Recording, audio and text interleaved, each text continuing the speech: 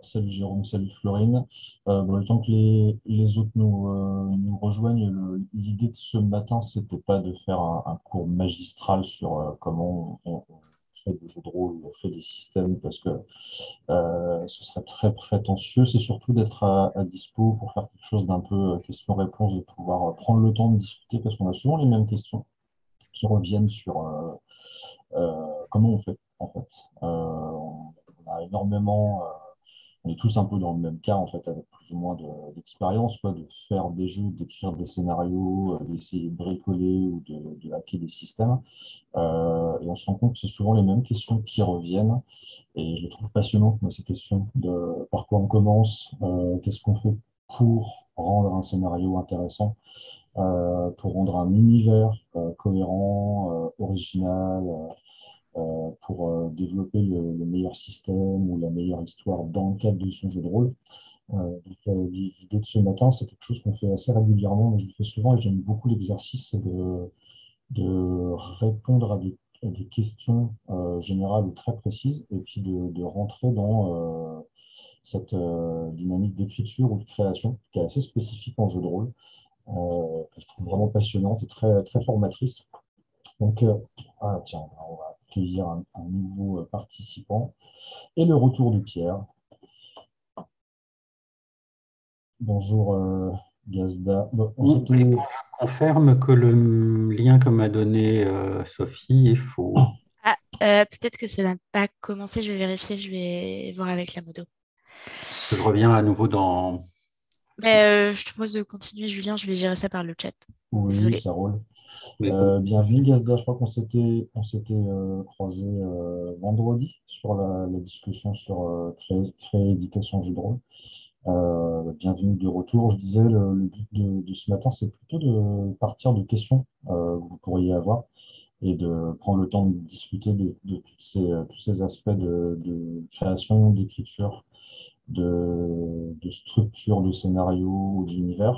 Euh, Si ça peut débloquer certains qui ont des interrogations alors qu'ils sont en train de travailler sur un projet, encourager certains à s'y mettre parce qu'on a nombreux, je pense, à avoir des envies d'écriture ou des envies de créer sans trop savoir par où commencer. Et c'est vrai que ça peut être impressionnant de se lancer sur ne serait-ce qu'un scénario ou l'écriture de la campagne qu'on joue depuis des années, qu'on aimerait bien poser sur papier, ou on a un univers qu'on adore et on voudrait créer son système ou l'améliorer pour en faire quelque chose de plus fonctionnel, de plus rodé.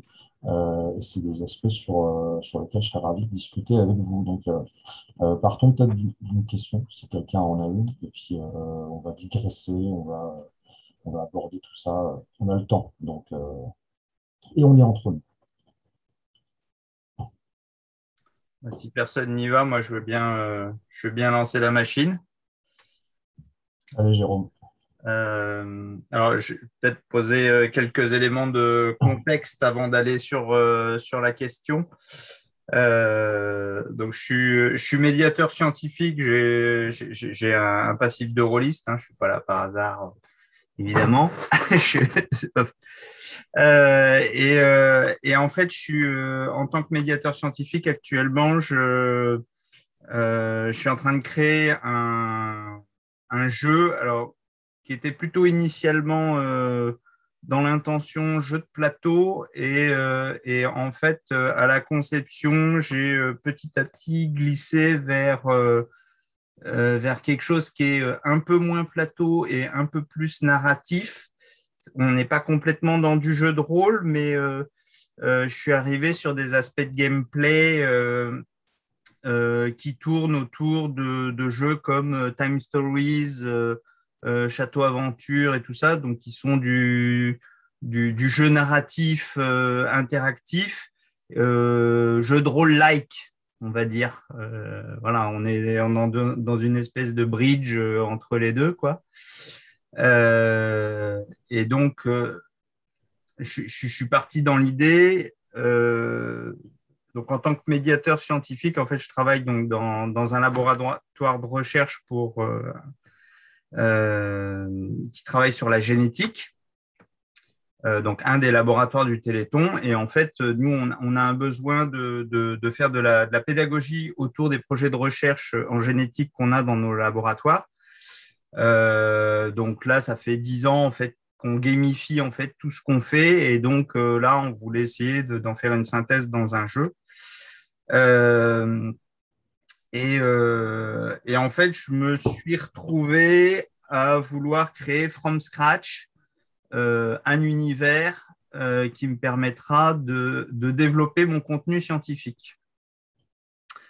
Donc ça, c'était l'idée de départ. Et puis, je me suis rendu compte, en cherchant, en fouillant, commençant à écrire et tout ça, que c'était une tâche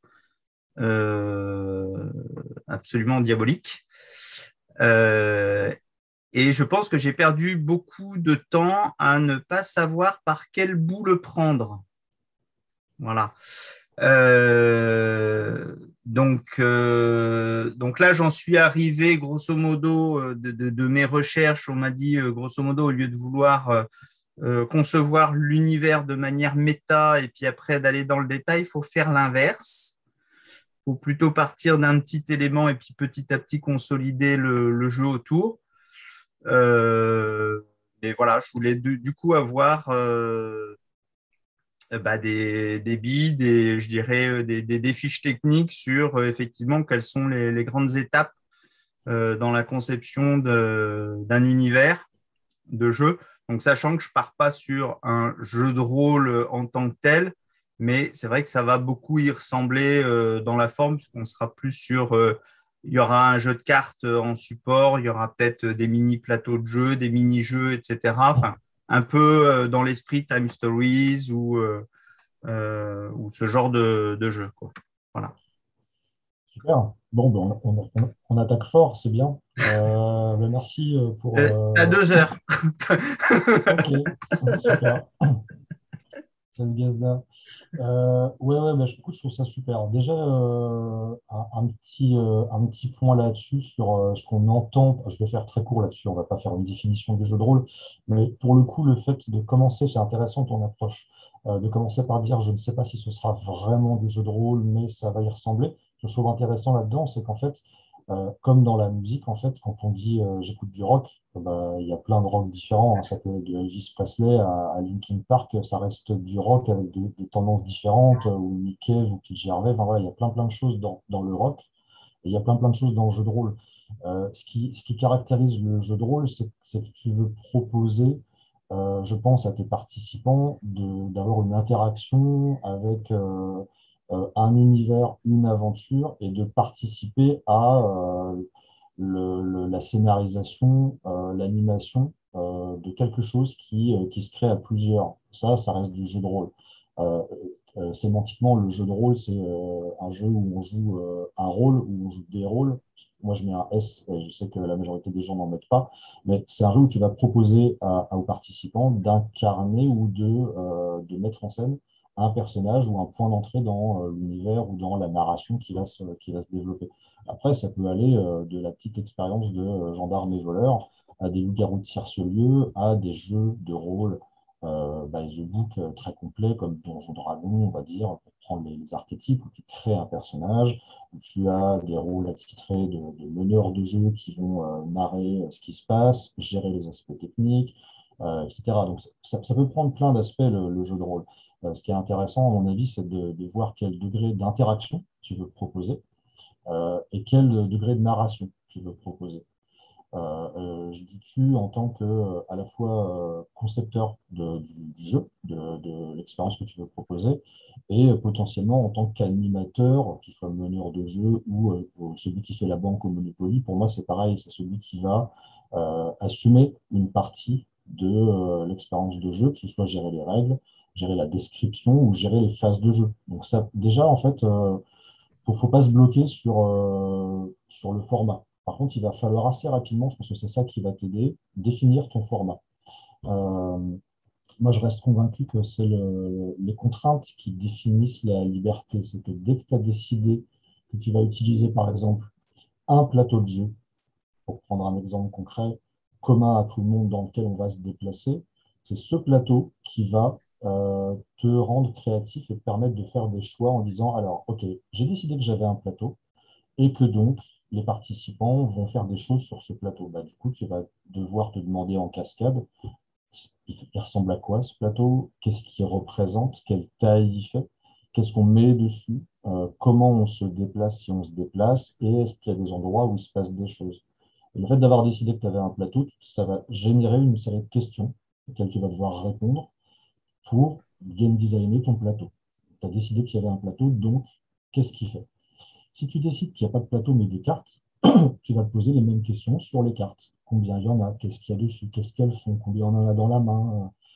Je pense que assez rapidement, quand tu as exposé ton projet de jeu, tu faisais des références à des jeux narratifs, interactifs, comme Time Stories, par exemple, pour prendre des grands archétypes aussi.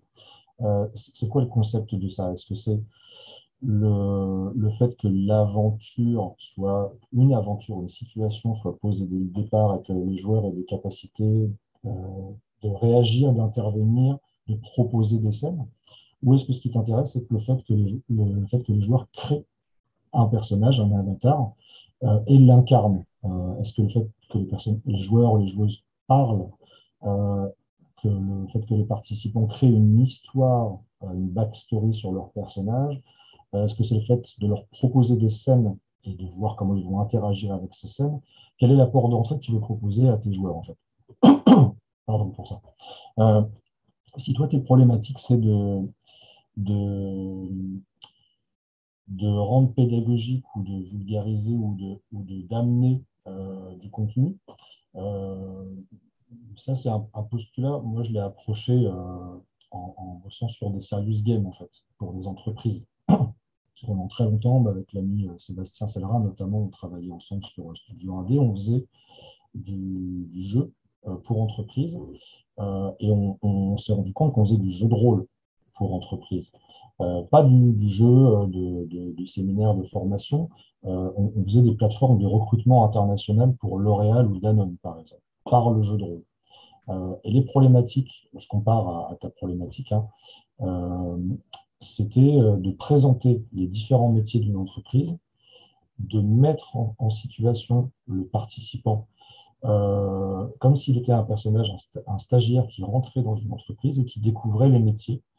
Et par le jeu de questions-réponses, de point and click, etc., de voir si cette entreprise l'intéressait et s'il intéressait l'entreprise. On avait des problématiques de recrutement et en même temps de présenter des métiers et des aspects ultra techniques, ultra pointus, quoi.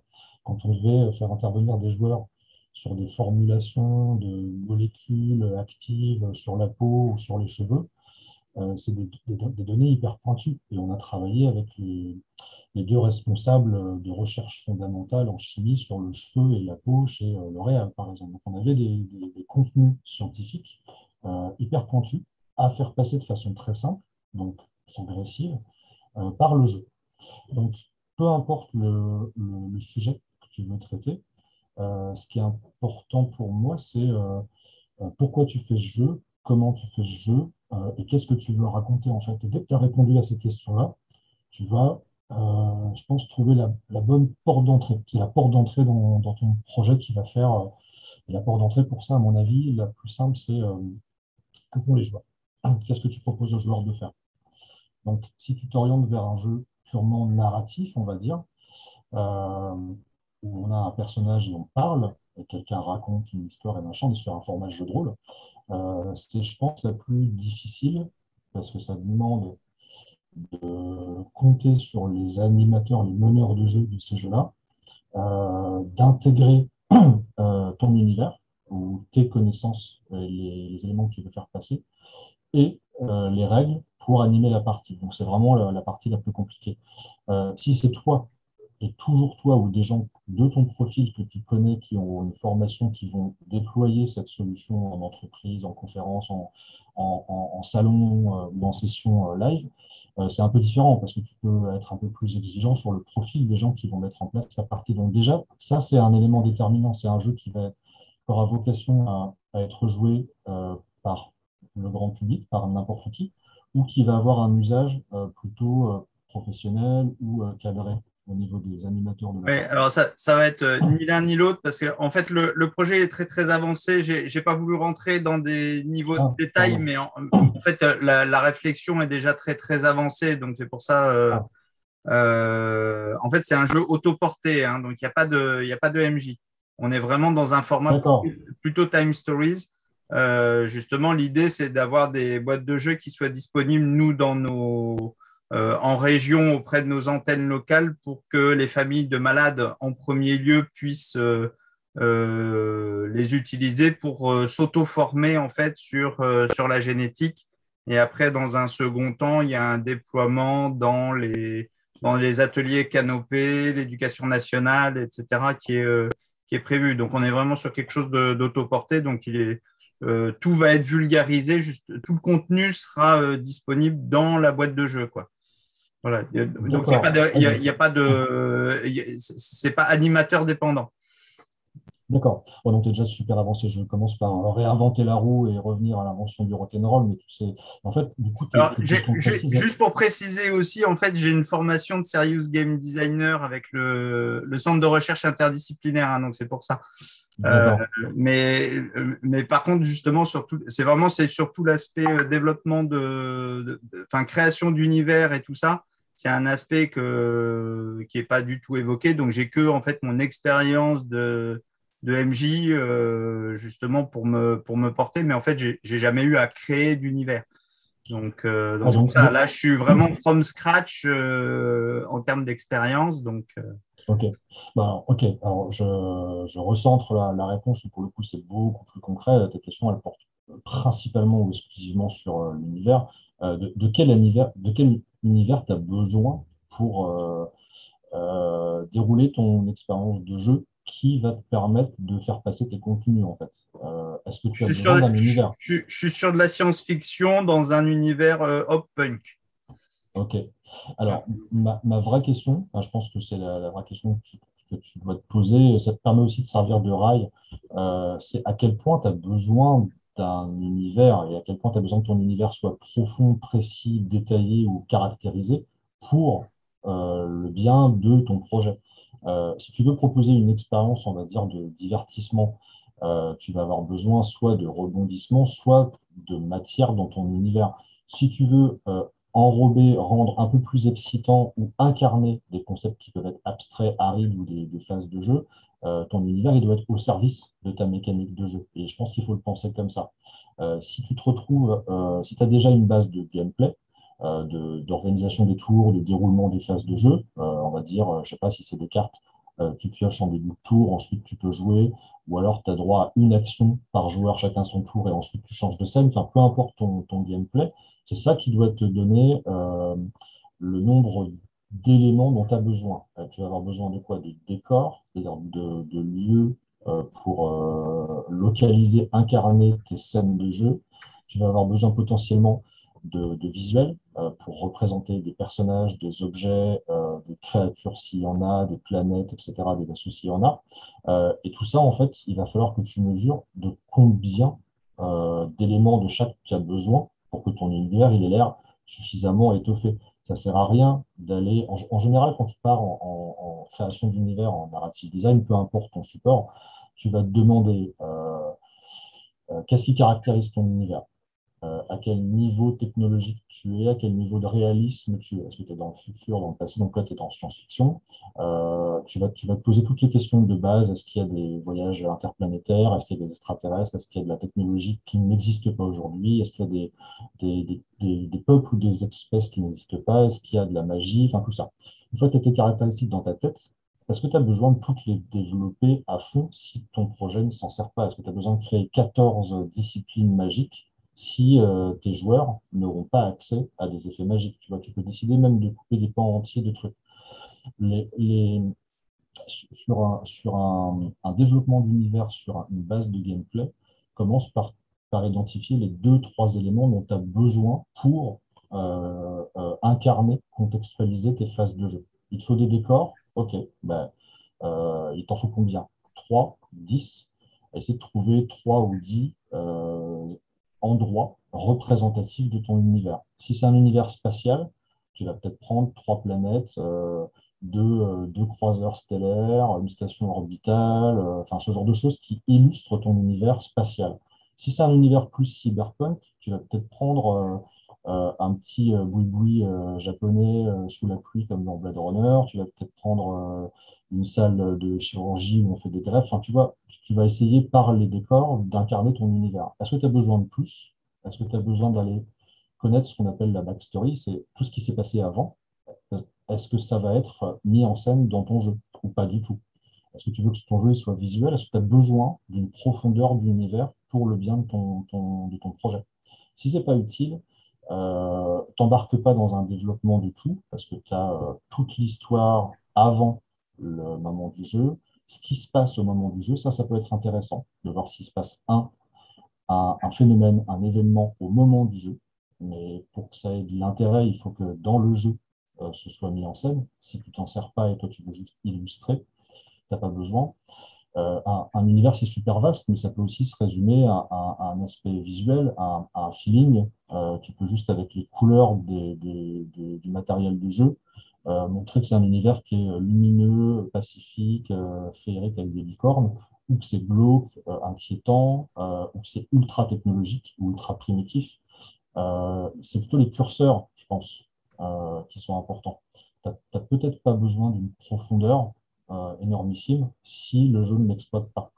Et pour le coup, le concept du format Time Story peut te donner aussi une démarche de création qui est utile. C'est, tu parlais au début de commencer petit et d'aller plus gros.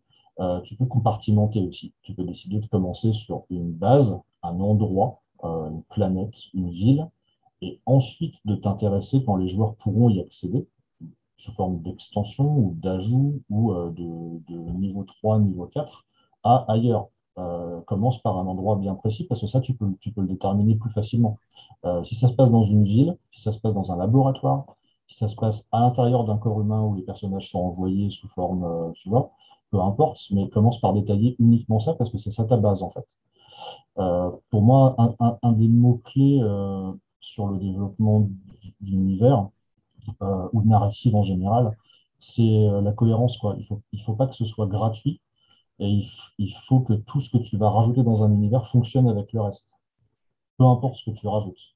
Si tu décides que demain, dans ton monde, il y a des licornes télépathes, il faut que ce soit pertinent, parce que si ça sert à rien, ça va choquer ton univers. Et si tu as des licornes télépathes, ben, comment elles interagissent avec tout ce que tu as déjà mis en place? Est-ce qu'il y a des robots et tout ça? Enfin, c'est vraiment les grands fondamentaux, hein.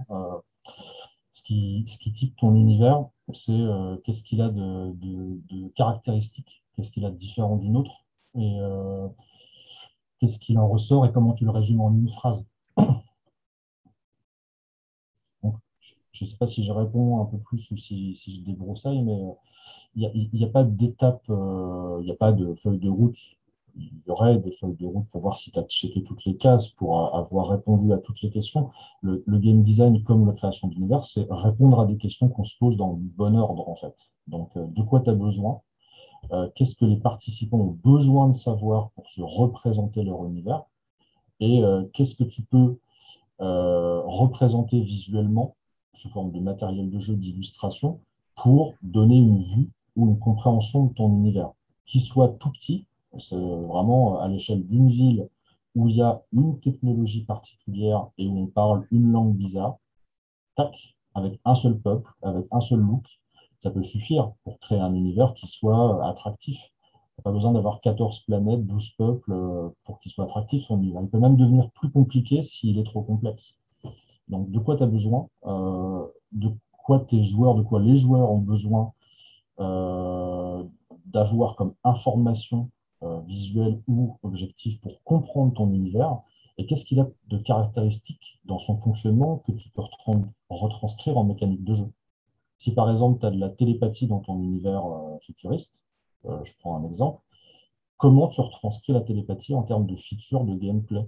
Est-ce que tu mets par exemple des cartes face cachée que tu t'échanges avec les joueurs qui peuvent regarder comme s'ils avaient télépathiquement échangé une information? Voilà, c'est qu'est-ce qui ressort de ton univers que tu peux transformer en mécanique de jeu, ou si tu as une mécanique de jeu très forte, le fait que dès que quelqu'un fait une action, le camp d'en face gagne des points pour faire une action.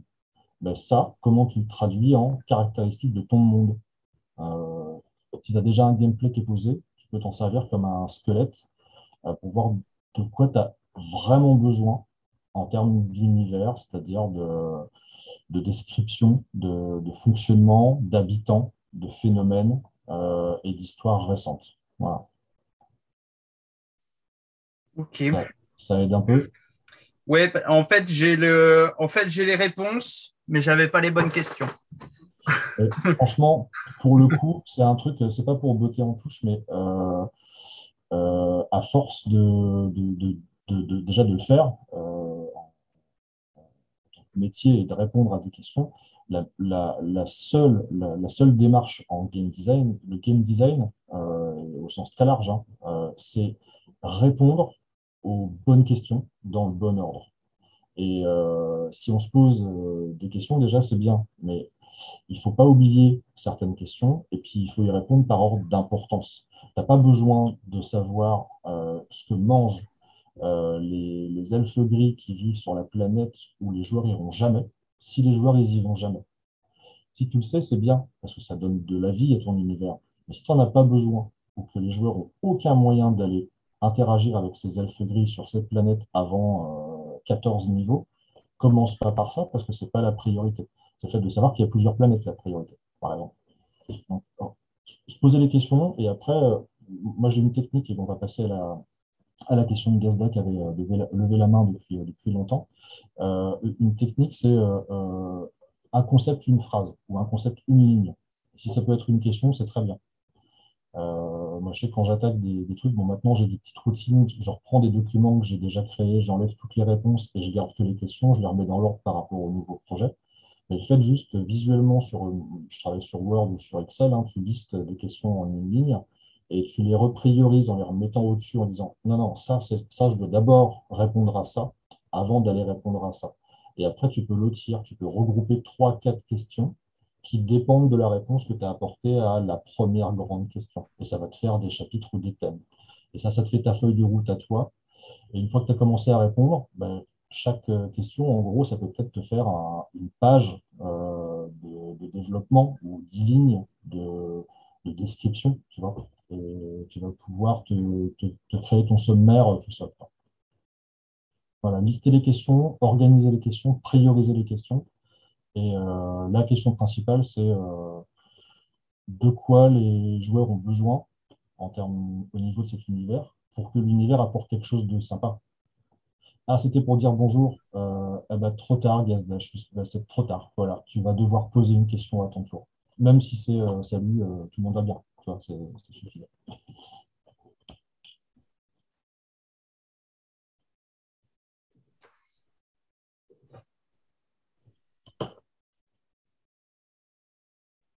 C'est bon, Gazda, normalement, ton micro est ouvert, tu peux parler.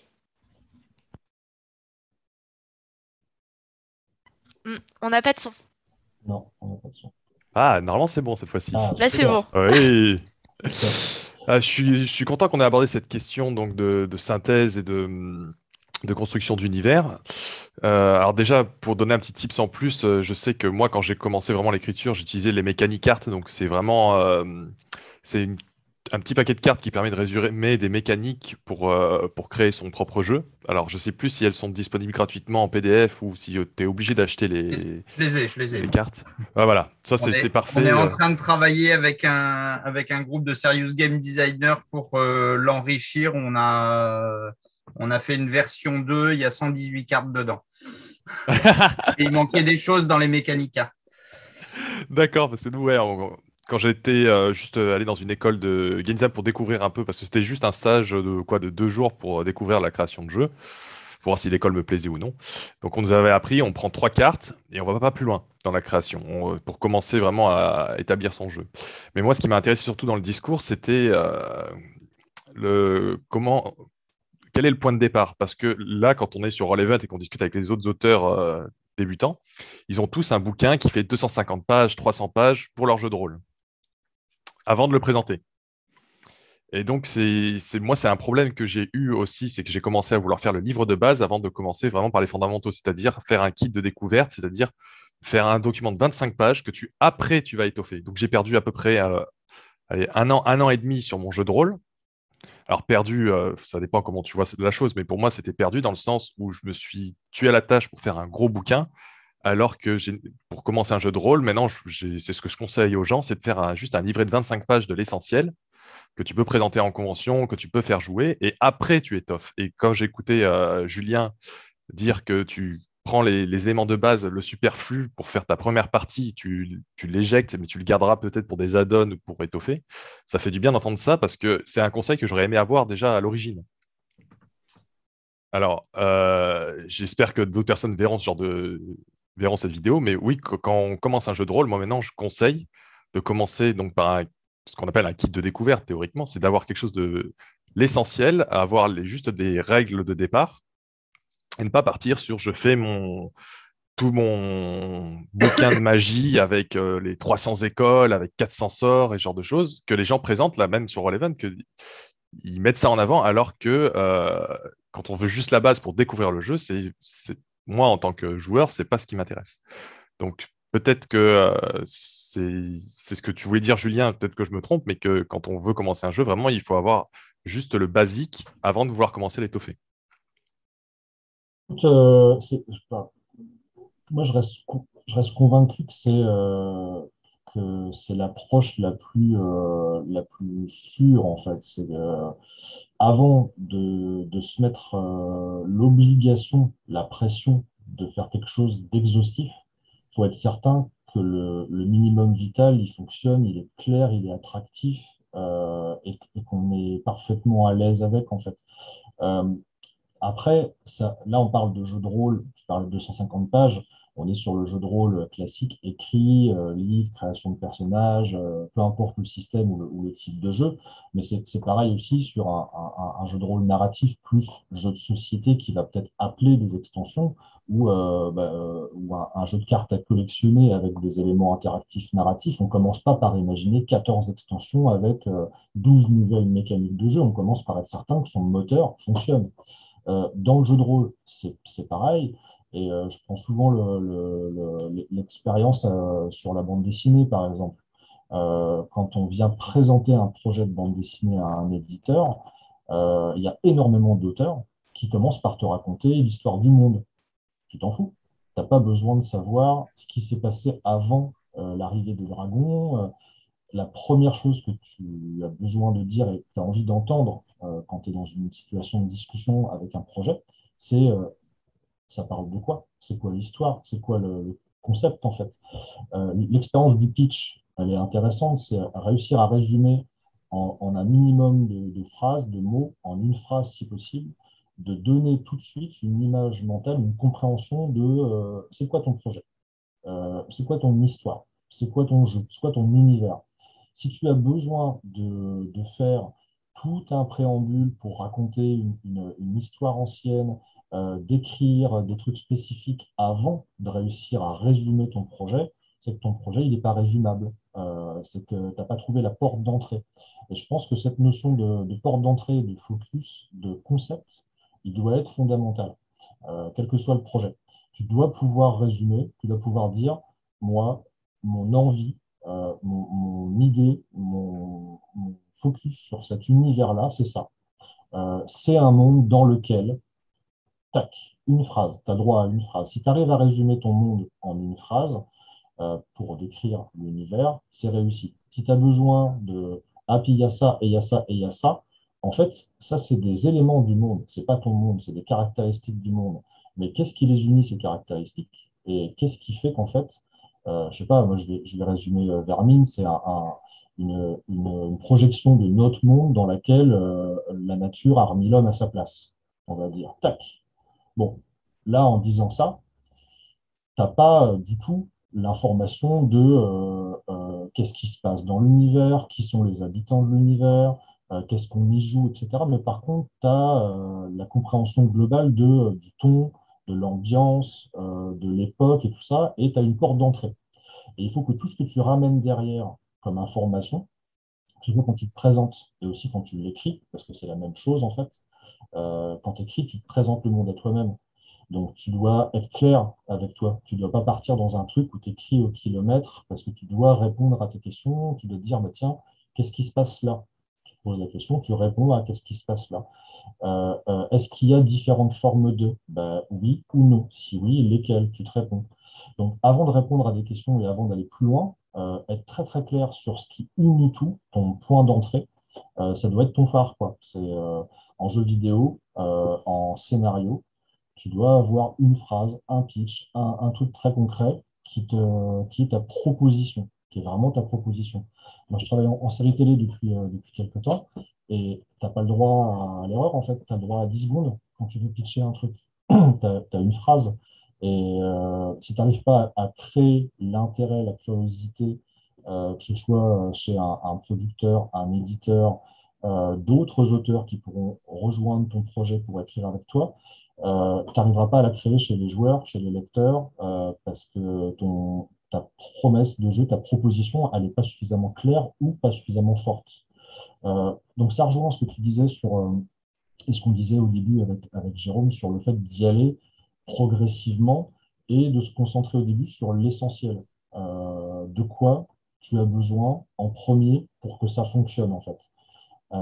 Une situation, une époque, une localisation, un événement qui fait que ton monde il est légèrement différent ou qu'il est en train de basculer. Souvent, ça peut être un bon point de départ de dire qu'est-ce qui fait que c'est le bon moment de jouer dans cet univers. Qu'est-ce qui se passe en ce moment qui fait que ton univers il devient intéressant.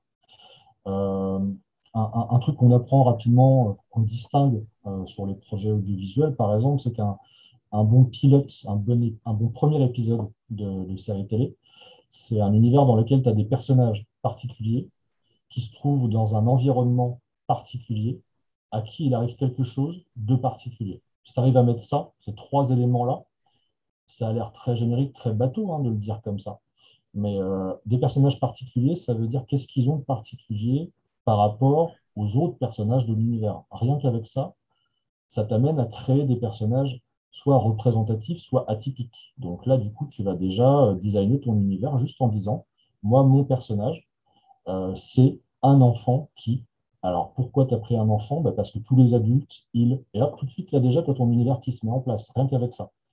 Dans une situation particulière, c'est qu'est-ce qui se passe à ce moment-là? Est-ce qu'ils sont dans une ville où il y a des émeutes qui éclatent, où il y a un météorite qui tombe, où la lumière s'éteint? Et ça, c'est ton point d'entrée dans euh, ta scénarisation, mais aussi ta description de l'univers. S'il se passe un élément particulier, tu vas décrire ce qu'il y avait juste avant, juste après, ce qui se passe en ce moment, et tu as une situation de jeu qui est plus intéressante que si tu avais démarré le jeu une semaine avant ou une semaine après, tu vois. Et un contexte, un environnement spécifique, c'est que si tu racontes une histoire intéressante dans un monde qui a déjà été vu 10 000 fois, est-ce que ça vaut vraiment la peine de raconter cette histoire ou est-ce qu'elle n'aura pas plus de résonance dans un univers légèrement différent si tu décides que dans ton univers, en plus d'avoir une histoire passionnante, des personnages passionnants, il y a une particularité qui rend le monde vraiment différent, là tu vas fasciner les gens parce qu'ils vont s'intéresser à l'univers. Tu décris un monde où d'un coup il n'y a plus d'électricité. C'est pas une histoire, ça, le fait que l'électricité s'arrête. Par contre, ça crée un environnement où l'univers est vachement proche du nôtre, mais en même temps, ça marche plus. Ça marche plus. Pourquoi? Qu'est-ce que ça crée comme machin? Donc, ces trois questions-là, ça peut vraiment être ton point de départ. Et le fait d'y répondre de façon très claire, ça va faciliter tous les choix qu'on devra faire après sur qu'est-ce que je rajoute, comment je décris, comment ça fonctionne, parce que tu vas toujours te référer à ta proposition de base. Donc, je reviens à ton exemple très concret de commencer petit par un concentré de ce que pourrait devenir ton jeu après. Déjà, je vais faire une toute petite digression sur la finalité du jeu, en fait. Est-ce que ton objectif, c'est d'écrire un jeu de 250 pages et pourquoi? Parce que c'est ça la démarche, en fait. Qu'est-ce que tu veux raconter, pourquoi tu veux le raconter et comment tu vas le raconter. Ou le créer, c'est la même chose. Qu'est-ce que, pourquoi, comment. Ça, c'est trois questions fondamentales. Si ton truc, c'est de mettre sur papier quelque chose que tu as en tête pour en faire une, une création, pour aller au bout d'une démarche créative, tu vas le faire avant tout pour toi et pour ensuite le mettre à disposition, avoir des retours. La démarche, elle est très positive, elle est très claire. Si ton objectif, c'est d'essayer de fédérer une communauté de joueurs, de créer quelque chose qui va se développer, tu vas écrire à l'intention de cette communauté de joueurs ou d'un truc participatif, évolutif, communautaire. Si ta démarche est d'être édité, de transformer ce projet en quelque chose de professionnel, tu vas avoir une démarche encore légèrement différente. Et surtout, tu n'auras pas les mêmes étapes. Tu ne peux pas arriver chez un éditeur ou chez un imprimeur ou chez un distributeur ou chez un magasin de jeux de rôle en disant, voilà mon jeu, il fait 250 pages. Bon, ah ouais, attends, mais d'accord, mais on peut regarder un peu le chemin de fer, le positionnement, le système de jeu, la couverture, la stratégie éditoriale, enfin tout ça. Ça n'a aucun intérêt d'arriver avec un jeu complet chez un éditeur. C'est du travail énorme qui risque de servir à, entre guillemets, pas grand-chose si tout est à refaire ou d'être déceptif parce que, ah ouais, on adore ton idée, mais le développement, ça ressemble beaucoup trop à ça, ou ton système est trop lourd.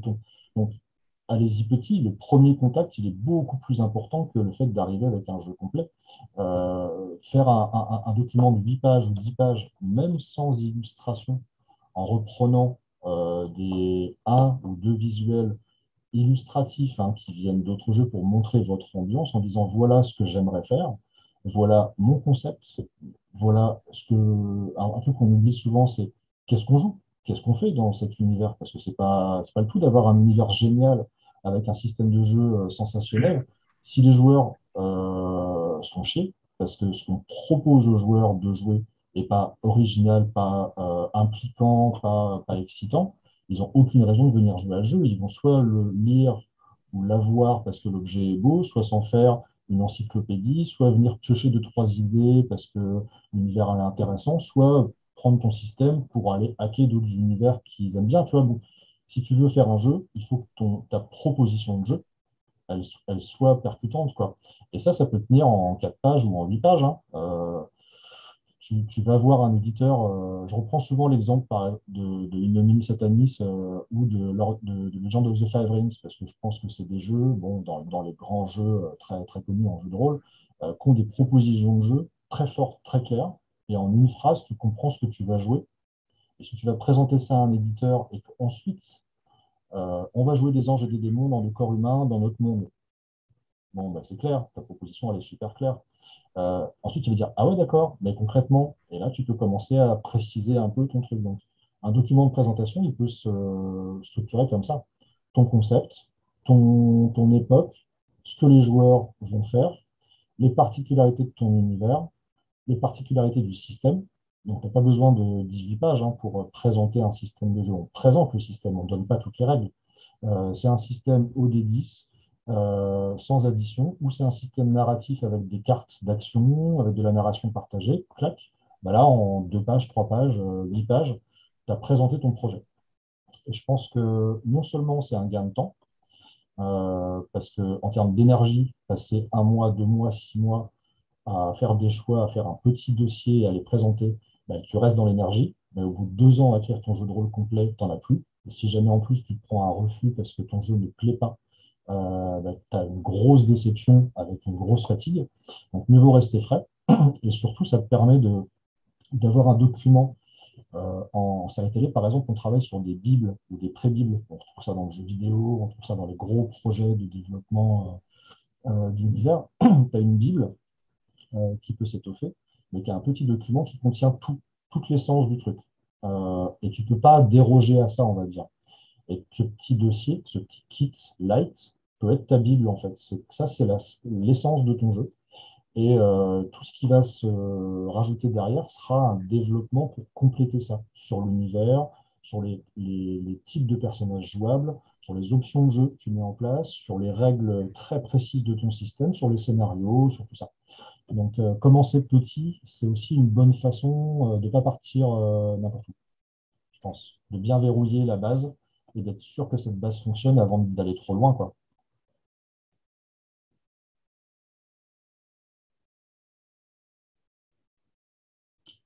Pierre? Je vais te donner le choix. Soit je fais un témoignage, enfin un double témoignage, mais super, super court, soit je te pose une question. C'est l'un ou l'autre, parce qu'après, je laisserai les autres poser des questions. Ah, tu me connais tu me connais un minimum, tu sais que je vais prendre les deux. Oui, oui, mais on va commencer. Euh, Je fais d'abord le témoignage parce que c'est plus facile. Donc, j'ai travaillé pour Blizzard Entertainment et donc j'ai travaillé, alors c'était sur la traduction et des choses comme ça, sur World of Warcraft. Et venant du jeu de rôle, et sachant que les gens de World of Warcraft avaient joué à Warhammer et des choses comme ça, et quand je voyais les nouvelles extensions et que je demandais au créateur du jeu, mais pourquoi ça ne correspond pas à ce qui a été écrit avant? Pourquoi ça ne marche pas? Et il me disait, ben non, game design first. Il disait, voilà, le joueur, il s'amuse moins ici, c'est moins rigolo, on se fout de l'univers, on arrivera à bien l'expliquer, on joue toujours pour le joueur. Ce qui est important, c'est pas l'univers, c'est pas vraiment les règles, c'est le joueur avant tout. Donc, quand il disait game design, c'est plutôt les mécaniques qui font que le joueur est plus impliqué.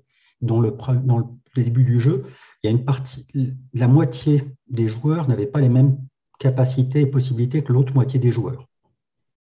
Et donc, ils se plaignaient toujours que telle moitié était plus forte que l'autre, telle moitié était plus forte que l'autre. Un jour, ils ont dit, eh ben, ils peuvent tous faire la même chose. Maintenant, on va trouver des choses qui les différencient, mais qui ne les empêchent pas d'avoir le même taux de puissance. Donc, voilà, c'était le premier témoignage.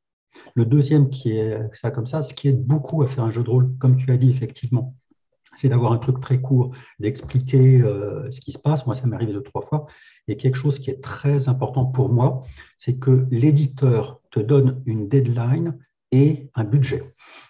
Parce que moi, on m'a demandé plusieurs fois, « Oh, tu fais ce que tu veux. » Je n'ai jamais fini. On m'a dit, « Ah, tu as tel argent, etc., mais tu n'as pas la deadline. » Alors, je prenais, je n'y arrivais pas. Quand on m'a dit, « Voilà, tu as 600 € et tu dois rendre le 15 décembre », eh ben, je le faisais et je le faisais à temps. C'était pénible, hein. Mais quand vous allez et que vous essayez d'aller avec un éditeur, en plus, n'allez pas chez un éditeur qui dit on verra après. C'est jamais vraiment bon. Après, c'est souvent trop tard. Hein? Après, c'est souvent trop tard, oui. Oui. Ouais, mais je me retrouve beaucoup là-dedans. On a commencé tout à l'heure avec Jérôme. Moi, j'ai une phrase qui vraiment me paraît évidente dans le développement. C'est que les contraintes définissent la liberté, en fait. Une fois que tu connais tes contraintes, tu vas faire des choix qui seront pertinents parce que tu connais tes contraintes. Si tu n'as aucune contrainte et que tu prends aucune décision, tu peux tout faire. Donc, tu vas rien faire bien, en fait. Si tu décides pas de faire tel type de jeu, tu pourras pas faire ce type de jeu bien, parce que tu ne l'as pas décidé. Tu vas être dans un mix, tu ne vas pas faire de choix. Le fait d'avoir un format, moi, je suis convaincu qu'on fait des métiers techniques, en fait. C'est un discours, je sais que des fois, ça surprend, mais on est dans des métiers de création, mais la création, c'est un métier technique, en fait. La partie artistique de la création, elle s'exprime sur un support, sur un format. Mais avant, notre métier, je pense nos métiers, que ce soit en game design, donc là je te rejoins complètement sur le fait de mettre au cœur de notre travail et de nos choix de création, hein, que ce soit de création d'univers, de personnages, d'histoires, de rebondissements, de mise à jour, etc., de réglage, c'est l'expérience du joueur. C'est la proposition de jeu, la proposition d'expérience doit être le juge de paix des choix qu'on fait. Si ton univers il est génial, super beau, mais que tu te fais chier en jouant, ça ne sert à rien. C'était pas un jeu vidéo qu'il fallait faire. C'était pas un jeu de rôle qu'il fallait faire. Si l'aspect jeu, la proposition de jeu, elle n'est pas stimulante, originale, pérenne, de long terme, qu'elle n'est pas profonde et qu'elle ne provoque pas d'émotion chez les joueurs, ça ne sert à rien de faire un univers béton, des illustrations, des artworks de folie, et puis plein de règles additionnelles dont ils ne serviront jamais parce qu'ils vont jouer une fois et ils n'y rejoueront pas. Donc dans un jeu vidéo, le fait d'être dans cette attractivité, d'entretenir l'implication dans le jeu, le fun dans le jeu, la rejouabilité, c'est aussi des critères de succès pour un jeu et pour le développement commercial du jeu. Mais avant même de parler de commercial, si on fait un jeu, c'est pour que les gens y jouent, en fait. Pas uniquement pour que les gens le regardent ou le lisent ou en discutent, c'est pour qu'ils y jouent avec des mécaniques de jeu. Donc, c'est vraiment le cœur du truc. Mais je reviens sur cette notion de format, donc de faire des choix structurants avant de faire des choix créatifs. Alors, ça peut paraître bizarre parce que ça peut venir dans l'autre sens, hein. On peut avoir une idée très créative en disant, tiens, moi, j'ai envie de que ça mais déjà, quand on dit j'ai envie que ça se passe comme ça, ou de modifier tel aspect du jeu, on est sur un choix de format. On décide qu'on va supprimer les dés.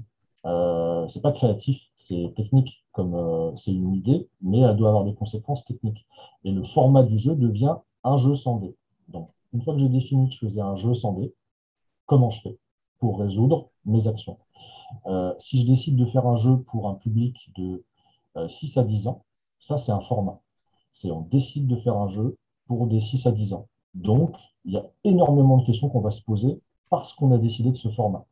Le niveau d'écriture, le volume de texte par page, l'ergonomie des pages, est-ce qu'on met une illustration, est-ce qu'on met des gros titres, tout ça devient un rail de création qui devient non négociable en fait. Si on écrit pour des très jeunes, on ne pourra pas, à un moment, mettre des thématiques adultes, mettre du vocabulaire trop compliqué, mettre du texte pendant 40 pages sans illustration, proposer des livres de 120 pages que les joueurs devraient lire tout seuls sans accompagnement, parce que ce n'est pas possible, ce n'est pas compatible avec le format du jeu.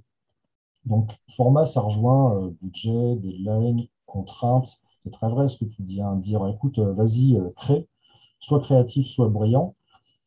Bah, si tu ne sais pas pourquoi, pour quelle finalité, pour quand, pour combien, est-ce que tes idées folles elles seront matériellement productibles? Est-ce que tu pourras trouver une technologie qui te crée un hologramme de meneur de jeu qui te parle? Ben non, parce qu'on ne pourra pas la financer, donc oublie cette idée. Si c'est destiné à être uniquement en ligne ou interactif en point and click ou en tablette, ça ne sert à rien de me créer tel et tel et tel contenu parce qu'il ne pourra pas être porté sur telle autre plateforme. Enfin, connaître son format de développement, le format final de son projet, aide beaucoup à savoir ce qu'on a besoin de créer et comment on doit le créer. Ça rejoint aussi les discussions qu'on avait au début avec Jérôme. C'est si tu sais que tu as un plateau, des cartes, combien de cartes, quel format elles font. Là, on parle aussi d'ergonomie un tout petit peu. Bon, ça sort un peu de la création, mais ça en fait partie. Moi, j'ai travaillé sur des jeux de cartes à collectionner, où en fait, quand tu dois créer le template de ta carte, le design de là où tu vas mettre les informations, ça a été le métier le plus difficile que j'ai pu faire, je pense. Le fait de synthétiser sur un format aussi petit qu'une carte à jouer, de type Magic, un nombre d'informations qui peut être démentiel. Le type de la carte, la couleur s'il y en a, le coût de la carte, la puissance, la défense, l'effet de la carte, un deuxième effet qui se coule quand la carte est détruite ou piochée, où tu mets les informations, quelle taille elles font, comment elles ressortent. Là, en passant de maquette, on est vraiment dans le bout du format, c'est qu'on représente matériellement la visualisation du truc, mais ça, c'est ultra créatif, en fait. C'est une fois qu'on a décidé qu'on avait un emplacement pour mettre une couleur de carte, ben, on va dire, on va créer des cartes de 4 couleurs, parce que 5, ce serait trop. Donc, le format aide à faire des choix de création aussi. Donc, je suis vraiment de cette école de métier technique. Le scénario, c'est un métier super technique, par exemple. C'est pas le tout de raconter une histoire émouvante, palpitante, d'avoir des outils narratifs pour rendre l'histoire palpitante. C'est aussi que ton histoire, tu la raconteras pas du tout de la même manière sur un format ou sur un autre. La même histoire en série télé, en film, en bande dessinée, en scénario de jeu de rôle ou en livre illustré, c'est pas la même histoire en fait. Tu la racontes pas de la même façon. Tu mets pas les mêmes choses dans l'ordre. T'as pas les mêmes outils pour accompagner ton histoire. Au cinéma, tu as du son. En BD, tu n'en as pas. Donc, ton même, ta même histoire de base devient 4 scénarios différents. Et ben, ta même proposition de jeu ou ton même univers va être développé de 4 façons différentes selon ton format de jeu, ton type de jeu, ton public ou ton matériel de jeu. Donc, je pense que ça, c'est vraiment quelque chose qui peut aider à créer, c'est de se fixer tout de suite des contraintes de à quoi va ressembler ton jeu en termes de produit, de taille, de public, de look, de taille de bouquin, de nombre de livres. Le fait d'avoir décidé d'un format va t'aider à faire des choix pour créer le contenu de ces objets.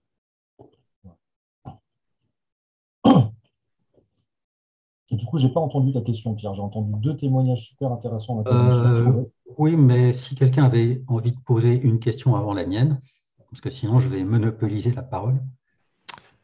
Après, moi, c'est une question plus spécifique sur le scénario. Donc, si ta question reste dans le thème abordé, je peux passer après. Non, elle va aussi dans le scénario, mais dans l'initiation, donc je vais essayer d'aller vite. Je pense qu'il vaut toujours bien avoir un scénario de présentation du jeu. Et de temps en temps, j'ai réussi, de temps en temps, je n'ai pas réussi. Mon souci, c'est quand il y a deux éléments qui sont assez forts dans comment dire, les mécanismes d'un jeu, mais qu'il y en a un qui est beaucoup compliqué et l'un qui est simple. Et ça va manquer. Donc, par exemple, tu as du cyberpunk et c'est bien d'aller rechercher du matériel ou de faire des courses-poursuites, quelque chose comme ça, mais tu dois aller dans la matrice. Et la matrice, dans tes règles, c'est essentiellement compliqué. Dans le scénario d'initiation, tu as un problème si tu mets la matrice, les gens risquent de ne pas choper. Tu fais un jeu qui se passe au Vietnam pendant la Seconde Guerre mondiale. Les questions de logistique, les trucs comme ça, il y a plein de trucs, mais le mécanisme n'est pas vraiment compliqué. Tu vas chercher, tu ramènes. Par contre, ton commando à l'endroit où tu vas, c'est hyper technique, c'est hyper compliqué. Et donc, ça va être très long et pour des débutants, c'est très difficile. Comment est-ce que ça peut se balancer, ça, tu vois? Présenter des trucs qui sont constitutifs du jeu, mais qui sont hyper compliqués, avec d'autres qui sont aussi constitutifs du jeu, mais moins compliqués. C'est un enjeu, ça. C'est un vrai enjeu de création, c'est qu'on doit être capable de proposer une première expérience qui soit représentative de l'expérience qu'on propose sur la suite. Que ce soit sur un pilote de série télé, sur un tutoriel ou sur une première scène de jeu vidéo, ou sur un premier chapitre de roman, il faut à la fois, et sur un premier scénar de présentation, plus que d'initiation ou d'introduction de jeu de rôle, il faut réussir à cocher les cases essentielles dans l'ordre, je pense. L'année dernière, j'étais intervenu sur l'ISARC, l'école de jeux vidéo, où j'interviens sur le narrative design et sur le jeu de rôle. Donc, on a fait un projet jeu de rôle, papier, avec une soixantaine d'élèves de game design première année, donc qui sont plutôt orientés jeux vidéo, et certains étaient rôlistes papier, d'autres pas du tout. Et ils ont eu 2 mois pour faire un jeu complet avec un système de jeu, un univers de jeu, des personnages prétirés et un scénario d'introduction. Et c'est là où, en fait, c'est le scénario qui a concentré toutes les questions. Et c'était leur porte d'entrée pour développer leur projet. Et tous ceux qui ont pris ce biais-là de dire notre scénario d'introduction doit présenter tous les aspects de notre univers, ils ont fait un projet qui était extrêmement solide parce qu'ils ont utilisé le scénario comme une présentation et dans quel ordre des fondamentaux de leur univers. Et en lien avec le choix des personnages prétirés qu'ils proposaient. C'est un élément de réponse, c'est que le fait de proposer des personnages prédéfinis te permet de mettre d'emblée sur la table des éléments constitutifs de ton univers. Si par exemple si ton univers comporte deux phénomènes très particuliers, par exemple une magie ou une technologie, bah, tu peux décider que soit dans ton scénario, c'est un phénomène magique qui va arriver et qui va illustrer cet aspect magique du monde, soit tous tes personnages ont un rapport à ce phénomène magique, et auquel cas, c'est les joueurs qui vont, en parlant, avec ce qu'ils ont sur la table, incarner cet aspect du monde. Donc, je fais la petite digression par le projet jeu de rôle sur l'ISAR, parce qu'ils se sont posés les mêmes questions, en fait.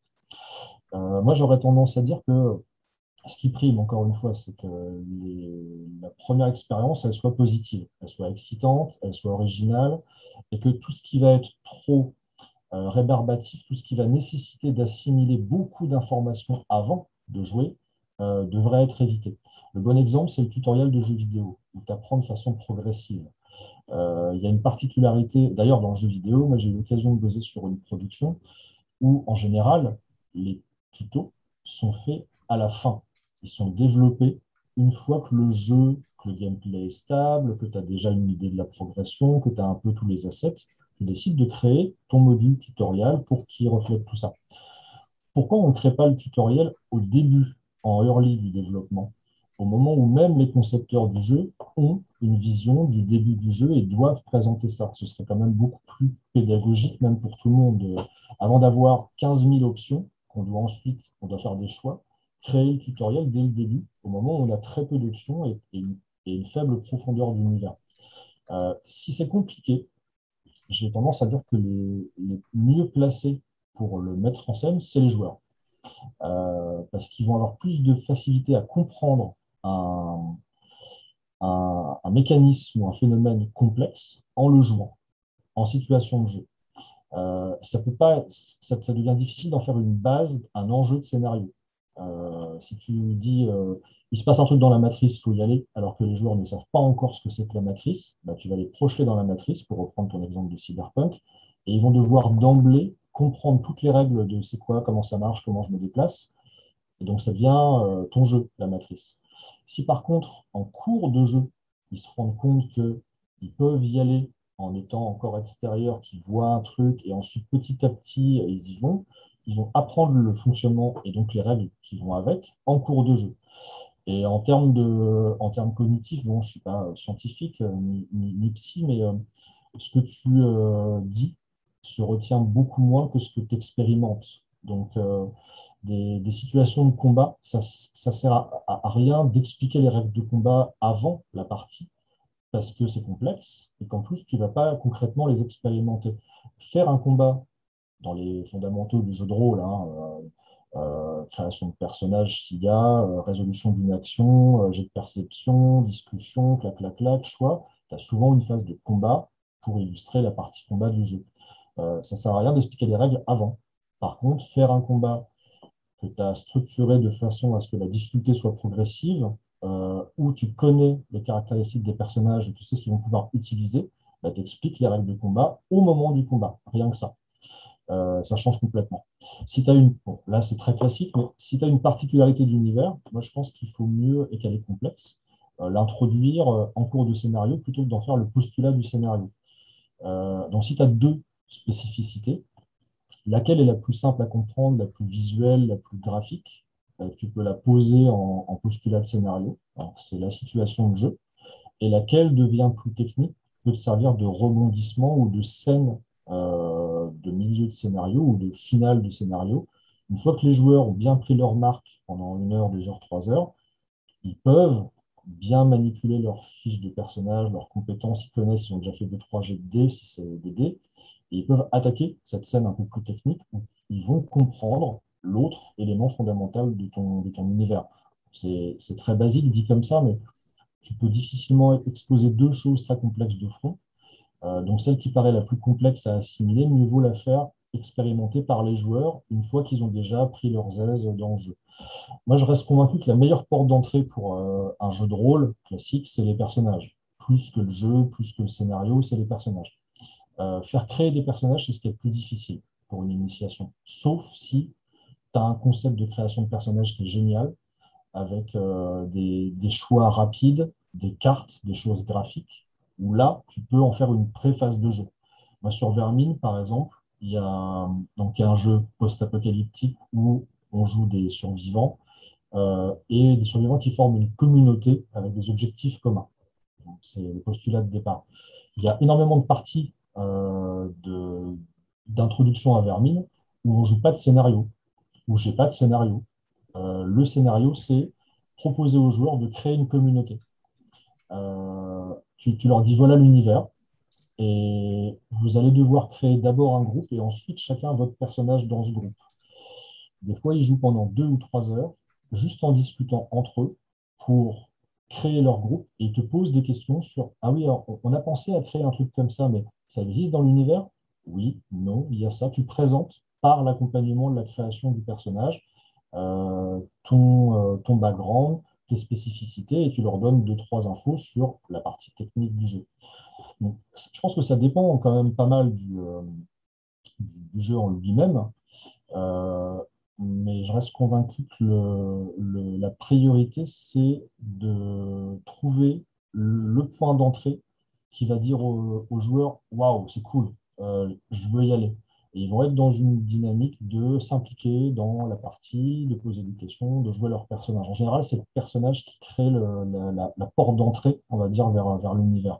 Et après, en cours de scénario, un bon gros rebondissement où il se passe un truc, où tu peux prendre le temps d'expliquer ce que c'est que ce truc. Par exemple, s'il y a une tempête d'éther qui claque tous les appareils électromagnétiques, ok, ça existe ça dans cet univers? Oui, alors c'est très rare, mais de temps en temps, il y a ça. Et d'ailleurs, il existe des communautés magiques qui utilisent ce pouvoir pour, bah, tu vois, déjà là, tu as réussi à un moment dans ton scénario à présenter ta mécanique de tempête d'éther, de culte un peu spécial et machin. Donc, une situation dans laquelle les personnages se sentent impliqués d'emblée, et un rebondissement qui peut présenter un autre aspect plus complexe de l'univers une fois qu'ils sont à l'aise. Spontanément, j'irai vers ça, mais sur un format court aussi, sur des formats assez courts, pour garder de l'intensité, quoi. Ça te parle par rapport à tes... Oui, tout à fait. C'est que j'ai eu des difficultés pour ne pas citer mon jeu, c'est-à-dire Capitaine Vaudou, auquel c'est à la fois les pirates et à la fois les vaudous à 50-50. Et les gens, ils veulent vraiment jouer les pirates, et sauf que le combat pirate, il va durer 1-2 heures, et que le vaudou, il va durer 1 heure la première fois, mais beaucoup moins. Donc, j'ai eu un peu de mal à trouver des scénarios d'entrée qui permettaient ça. Donc, on a mis des combats pirates un peu moins longs. Enfin, on a essayé surtout de faire la longueur du scénario, en gros, beaucoup plus courte, mais de présenter les deux. On n'a pas toujours réussi. Ouais, c'est vrai que le format du premier scénario de jeu de rôle est très particulier et selon la complexité de l'univers, bah, je reprends dans les... puis moi, je pense qu'il n'y a pas de problème à citer les jeux dont on parle, même si c'est une autre, parce que voilà, les questions, les réponses sont très précises. Mais quand tu as des jeux qui, comme ça, ont deux aspects, deux camps possibles, tu peux prendre des jeux comme Vampire où tu as différents clans ou pas que des vampires mais aussi des loups-garous pour vraiment comprendre le monde. C'est un monde où il n'y a pas que des vampires, mais tu peux pas, dès la première partie, permettre aux joueurs d'incarner chacune des factions de l'univers. Ça ne marche pas. Par contre, présenter les deux en choisissant laquelle des deux est la meilleure porte d'entrée vers le jeu pour aller se confronter à l'autre, bah, tu as donné un petit avant-goût des deux en choisissant la porte d'entrée la plus simple. Sur une nominée, tu as des anges, des démons. Bah, tu peux difficilement jouer à un groupe avec les deux. En scénario d'intro, c'est un peu compliqué. Par contre, laquelle tu choisis pour présenter l'univers? Tu choisis le côté ange ou le côté démon. Tu vas comprendre qu'en plus, il n'y a pas que ça. Il y a encore d'autres trucs derrière. Donc, quelle est la meilleure porte d'entrée? La plus simple, la plus évidente et la plus kiffante, parce que le kiff devrait être un critère de base quand on fait des trucs à l'intention d'un public, c'est est-ce qu'ils vont kiffer ce qu'ils vont faire, quoi. Est-ce qu'ils vont ressentir, waouh, ils vont se dire c'est cool, est-ce que ça va créer une curiosité, est-ce que ça va être satisfaisant au terme de l'expérience, est-ce que ça va leur donner envie de continuer, est-ce que ça va leur créer des images en fait. Et je pense que ça, c'est la porte d'entrée pour un jeu. Après, le reste, la complexité technique, ça dépend aussi des joueurs, de l'âge, est-ce qu'on joue en convention avec du bruit, ou est-ce que c'est un scénario qui est écrit au propre, diffusé en PDF, ou qui accompagne un jeu en papier avec des plans, des illustrations? Rien que ça simplifie la présentation de l'univers, par exemple. Donc, ouais, je pense que le casting de personnages et la situation de départ, c'est le point d'entrée vraiment important pour présenter un jeu, quoi. Ok, bah, j'avais toujours une question donc du coup sur cette histoire de porte d'entrée, ça m'a fait penser à ça parce qu'hier on a eu un gros débat d'1 heure et demie avec un autre release, donc Tapis Virginia pour ceux qui connaissent, sur le travail de simplification. Euh, Lui aimait bien faire transpirer à travers sa fiche de personnage lors d'une partie test toute la mécanique et le potentiel que tu peux avoir dans le futur. Quitte à éviter la simplification et l'aération, mais c'est une volonté d'auteur de proposer le potentiel après la partie de découverte. Et moi, j'étais plutôt dans l'inverse, c'est que dans mon jeu, la fiche personnage en convention tient sur une carte étudiante. Alors que si tu commences à utiliser le bouquin de base dans le futur, là, tu as vraiment une fiche personnage complète. Et donc, ça a amené la question, est-ce que à trop simplifier ou même à enlever certaines mécaniques, même intéressantes, mais qui pourraient impacter l'expérience de la première partie, est-ce qu'enlever tout ça, est-ce que c'est pas en fait mentir sur la marchandise après la partie? En fait, voilà, tu mens sur la marchandise, tu dis que tu simplifies tout ça, et quand la personne achète le bouquin, elle se rend compte que c'est pas du tout la partie qu'elle a jouée, alors que ce soit peut-être mieux ou moins bien, mais à force de simplifier, voilà, est-ce que tu mens sur le produit que tu proposes en fait par la suite? Moi, j'ai l'impression qu'il y a deux questions, si tu me permets. Je commence par ce qui me paraît la plus simple, c'est est-ce qu'il y a tromperie sur la marchandise? Est-ce que tu vends quelque chose de différent quand tu proposes une version simplifiée comme un point d'entrée et qu'ensuite tu découvres qu'il y a une version complète dans ce que tu achètes, machin. Tant que c'est dans ce sens-là, ça va.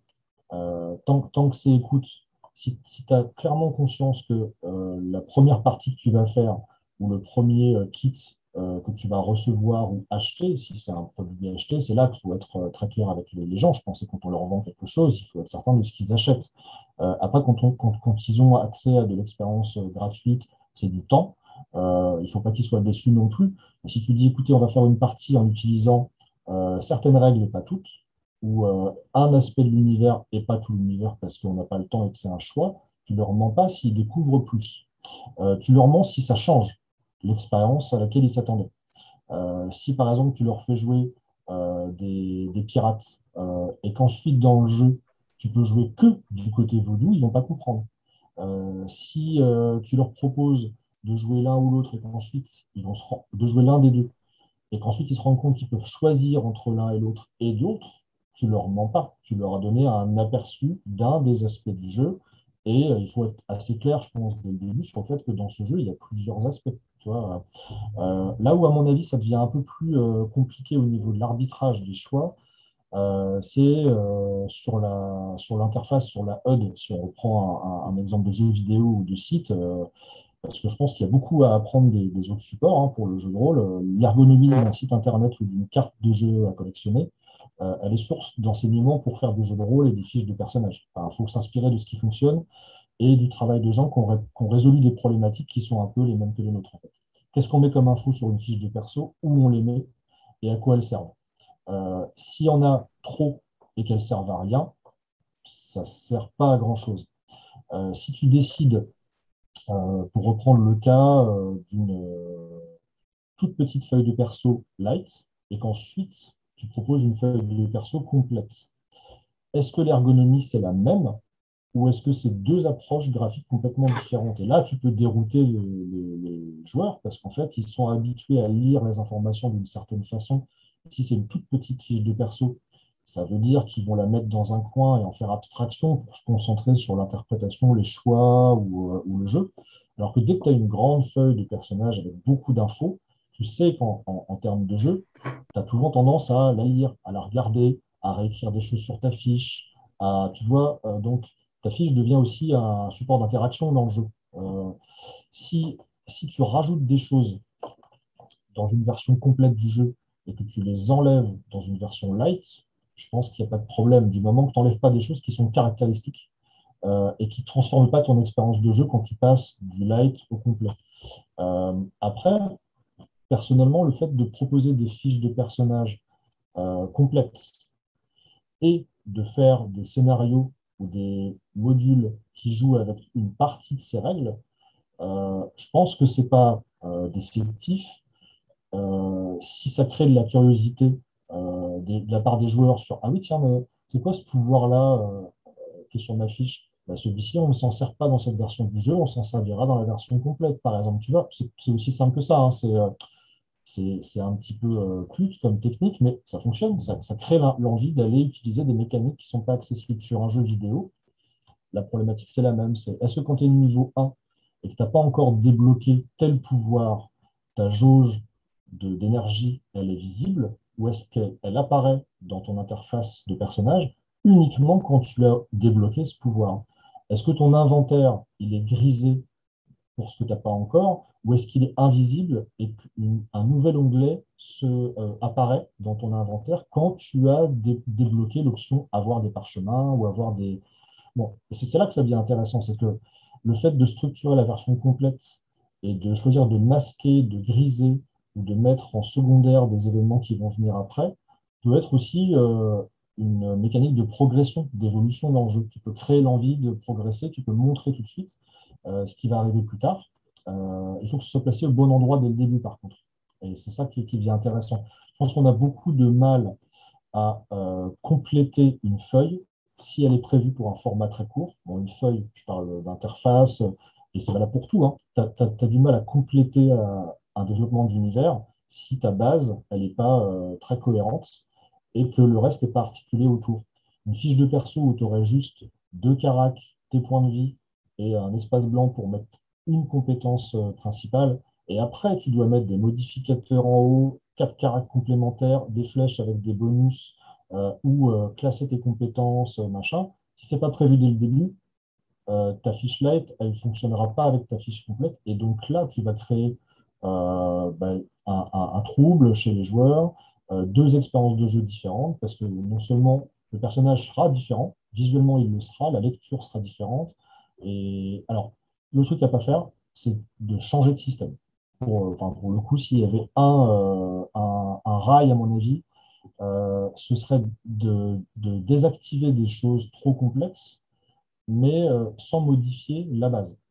Si tu crées un système light pour une première partie et qu'ensuite tu proposes ton système complet et qu'il n'est pas pile poil à raccord avec le light, tu as fait 2 jeux différents en fait. Par contre, si tu dis on enlève ça et ça, mais on garde ça, et que ça, tu le retrouves tel quel dans ton jeu complet, bah, tu as fait le boulot. Et je pense pas que ça puisse être perçu comme trompé sur la marchandise. On a volontairement décidé de concevoir une porte d'entrée plus légère, plus didactique sur le jeu. Mais voilà ce qui vous attend dans le jeu complet. Donc, je pense aussi que c'est une preuve peut-être de compréhension du temps qu'ont les joueurs à consacrer à la découverte d'un jeu ou à l'investissement sur un nouveau projet de jeu, de dire, écoutez, on ne va pas vous obliger à acheter 40 € un jeu de 300 pages ou à vous taper 25 pages de règles, même sur un PDF à 5 ou 10 €, même sur un jeu gratuit, parce que le temps, ça a quand même de la valeur pour les gens qui le consacrent, quoi. Dire, voilà, vous voulez avoir un avant-goût du truc, on a fait pour vous un truc qui donne un avant-goût du truc, univers, jeu, système. Et ensuite, si ça vous intéresse, il y a autre chose qui va plus loin, mais qui garde tous ces fondamentaux-là. Voilà. Je pense que c'est aussi une démarche d'honnêteté par rapport au public, de leur simplifier l'accès et de ne pas les obliger à faire le tour d'un truc gigantesque avant de savoir si ça les intéresse ou pas, quoi. Ok, merci.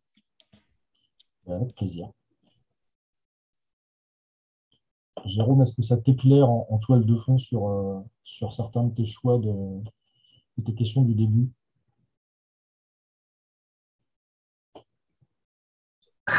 J'avais désactivé mon micro. Sur la partie scénaristique, je suis pas inquiet ça sur mes capacités de rédaction. C'était vraiment sur l'aspect univers que j'abordais pour la première fois. Par contre, j'ai trouvé ça vachement éclairant. Je m'étais jamais posé la question en fait de la spécificité d'un scénario d'introduction en fait.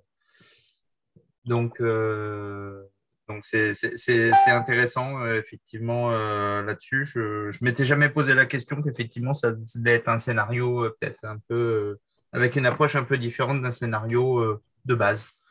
Voilà. Donc j'ai pris note.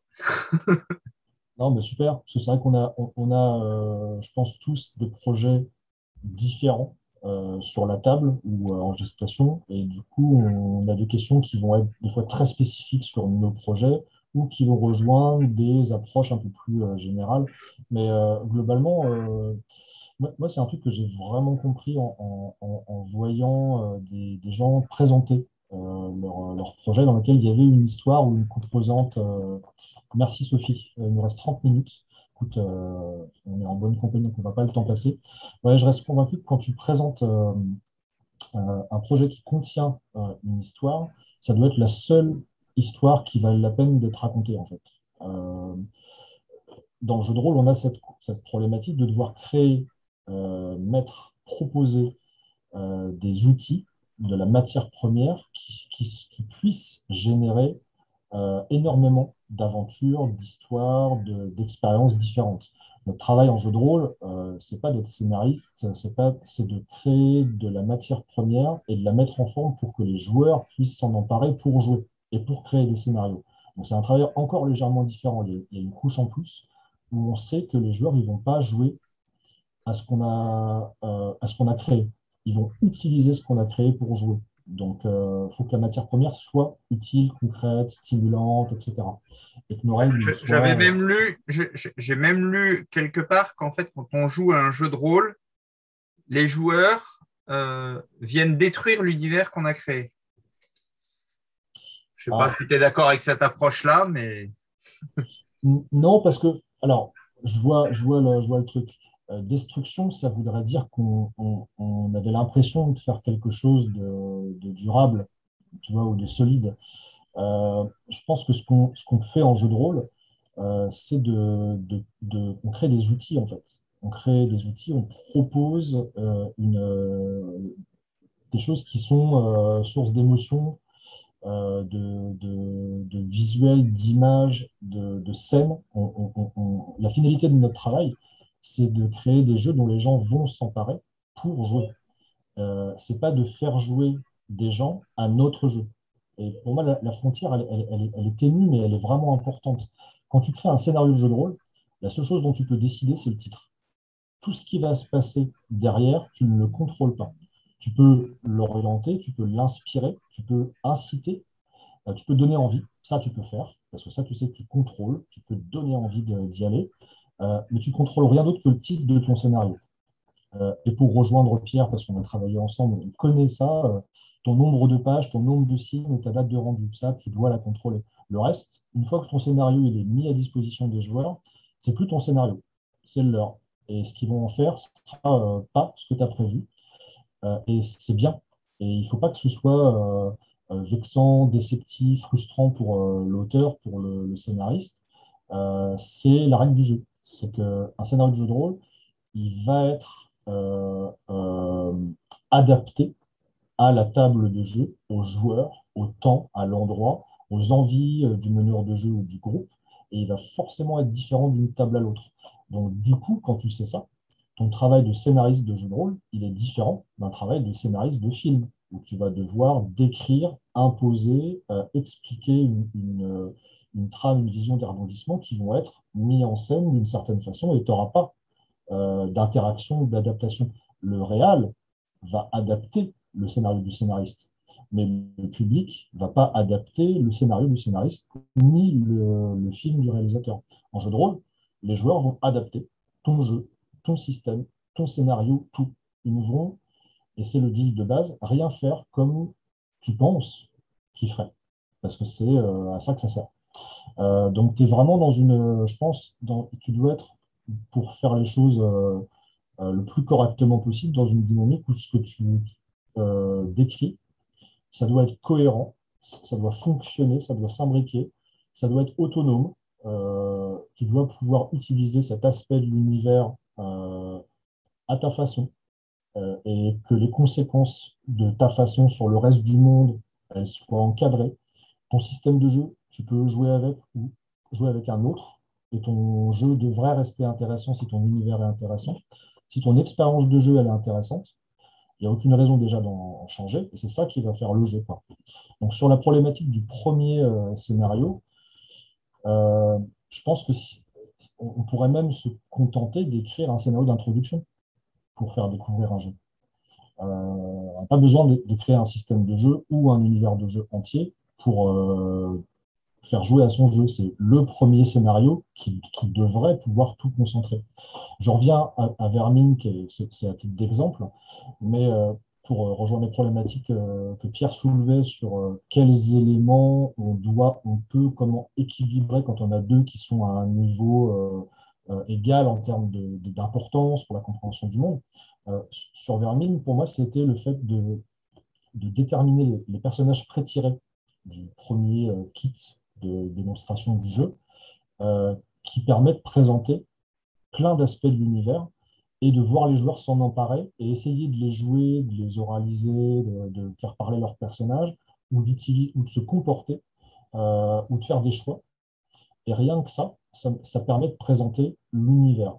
Tu présentes le monde en deux phrases, tu crées des personnages qui vont induire des objectifs, des recherches, des réactions, et tu as déjà fait la moitié du travail en fait. Et après, il suffit d'une situation de jeu qui est caractéristique de ton monde ou du type d'expérience que tu proposes à tes joueurs sur le long terme. Si c'est un jeu de combat de KPDP, il te faut un combat un peu flamboyant dès ton premier scénario. Sinon, le sel de ton jeu, tu ne l'as pas proposé dans ton scénario d'introduction, donc les gens ne peuvent pas le deviner. C'est vraiment le modèle d'un pilote de série télé, en fait. Tu dois savoir qui sont les personnages, qu'est-ce qu'ils font, pourquoi ils le font, dans quel univers et qu'est-ce qui se passe en 52 minutes, quoi. Une expérience de synthèse et de choix qui, à mon avis, résume toute la démarche de créa qu'on aura à faire derrière, quel que soit le support, quoi.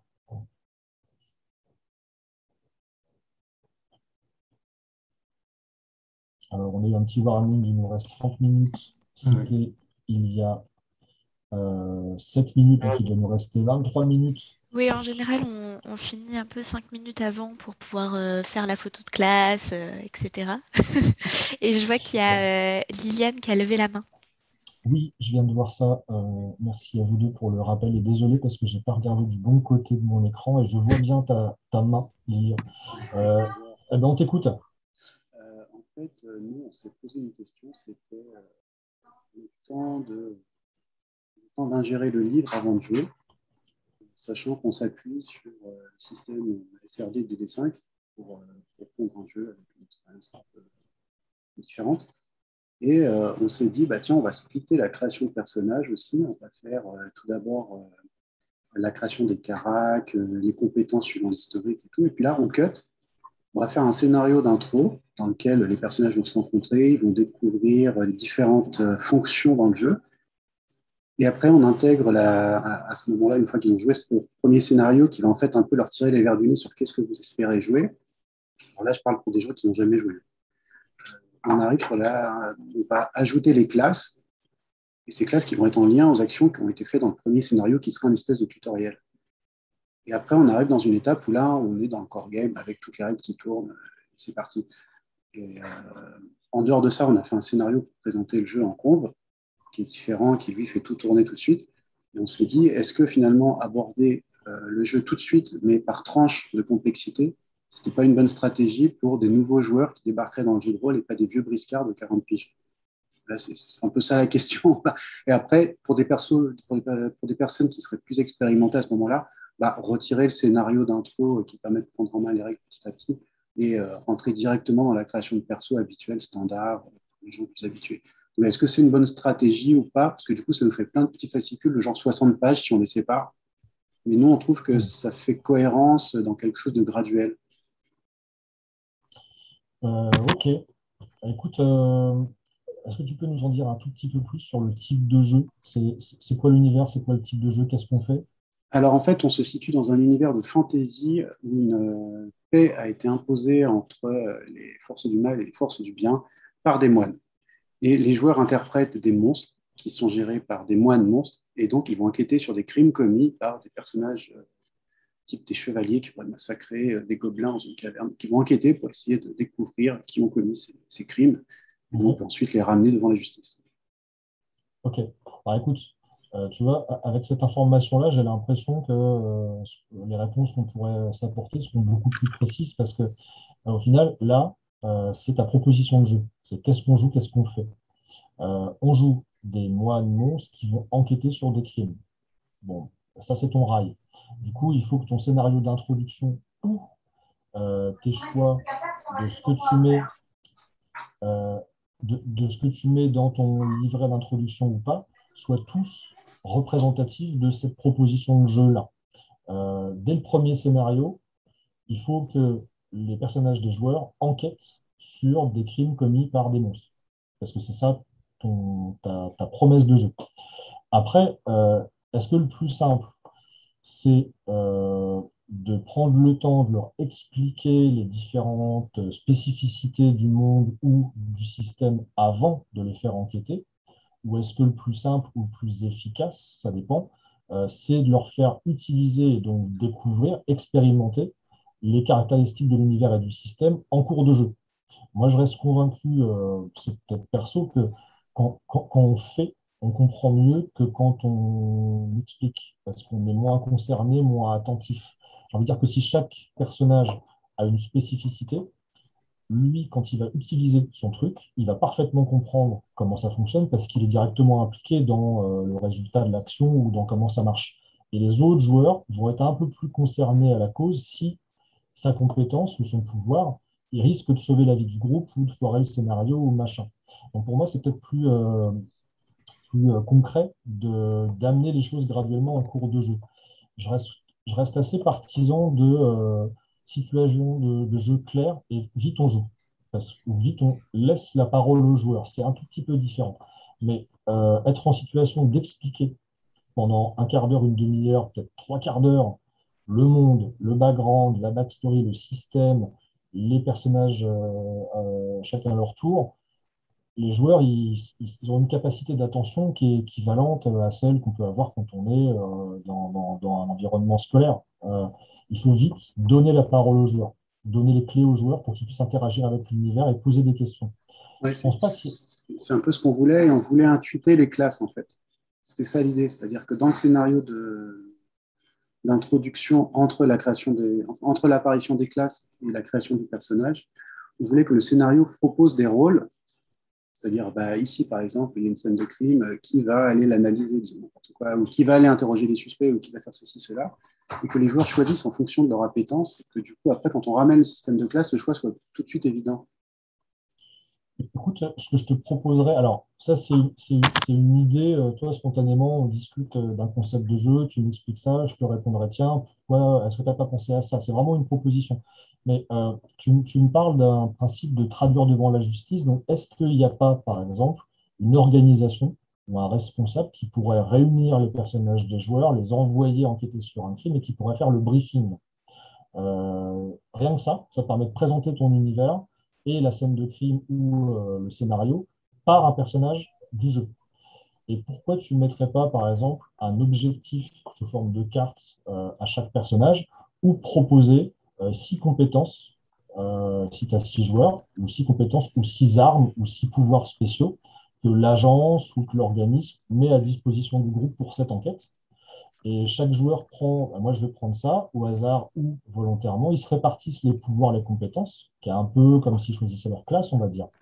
Mettons que tu es des investigateurs, moines, et il y en a un qui va dire, bah, écoute, moi pour ce scénario-là, je vais prendre le moine du feu, ou le moine discret, ou le moine interprète, ou le moine magique, enfin peu importe, ils vont prendre un package, une compétence, une carte, qui va leur être leur classe pendant la partie.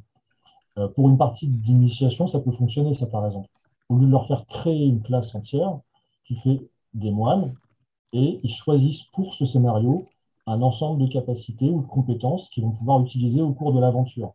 Là, tu es sûr que non seulement chaque joueur va parfaitement comprendre la sienne parce qu'il va être super impliqué, que tu peux introduire au moment où ils s'en servent, hey, j'ai ce pouvoir-là, je peux m'en servir là, ouais, ça marche comme ça, et que ça va être au service du scénario. Et en plus, tu peux construire ton scénario en fonction des cartes ou des packages de pouvoirs ou de compétences que tu mets à disposition, que l'agence met à disposition des personnages pour l'aventure. Donc tu peux créer un truc d'introduction qui est hyper interactif, avec une phase de briefing et une phase de choix de capacité pour l'aventure, par exemple. Ouais, c'est ça. C'est un peu l'idée. Ouais, merci, en tout cas. C'est un peu comme ça qu'on voit le truc. Après, il faut le crash tester. Ouais, je pense qu'il faut faire attention à la partie création de personnages. Ça peut être très long, ça peut être très rébarbatif si c'est trop long ou trop technique. C'est pas super interactif. Et selon le temps que tu as et les profils de joueurs que tu as, c'est plus simple d'ajouter en cours de jeu un ou deux trucs que de tout expliquer, de tout créer, même si c'est stimulant, avant de commencer à jouer. Après, si c'est pour des gens qui ont acheté le jeu, on va dire, ou qui se sont décidés à le mettre en scène chez eux, bah, ils vont prendre ce temps de créer les persos.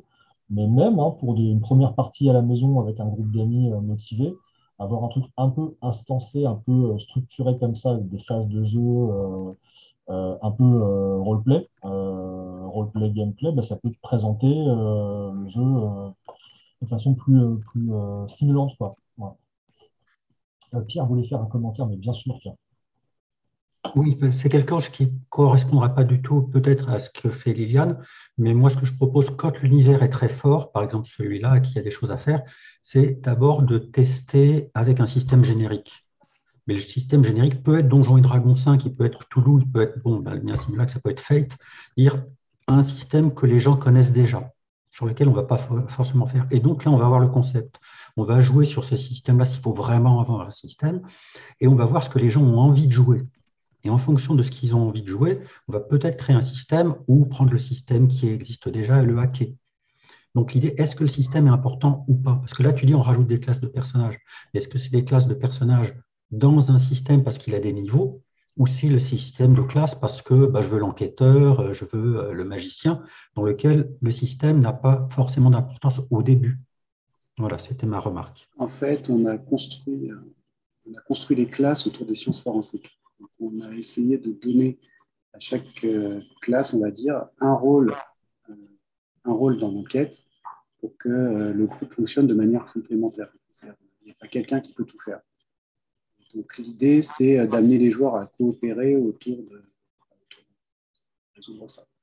Donc c'est pour ça que le fait d'avoir une fonction qui se dessine soit par appétence, soit par curiosité, ça peut amener à la classe, parce que la classe, elle découle même de la fonction dans l'enquête. Maintenant, est-ce que c'est une bonne stratégie? Nous, on pense. Et pareil, il faudra le crash tester pour en être sûr. De toute façon, le seul conseil qu'aurait de la valeur, là, c'est de tester.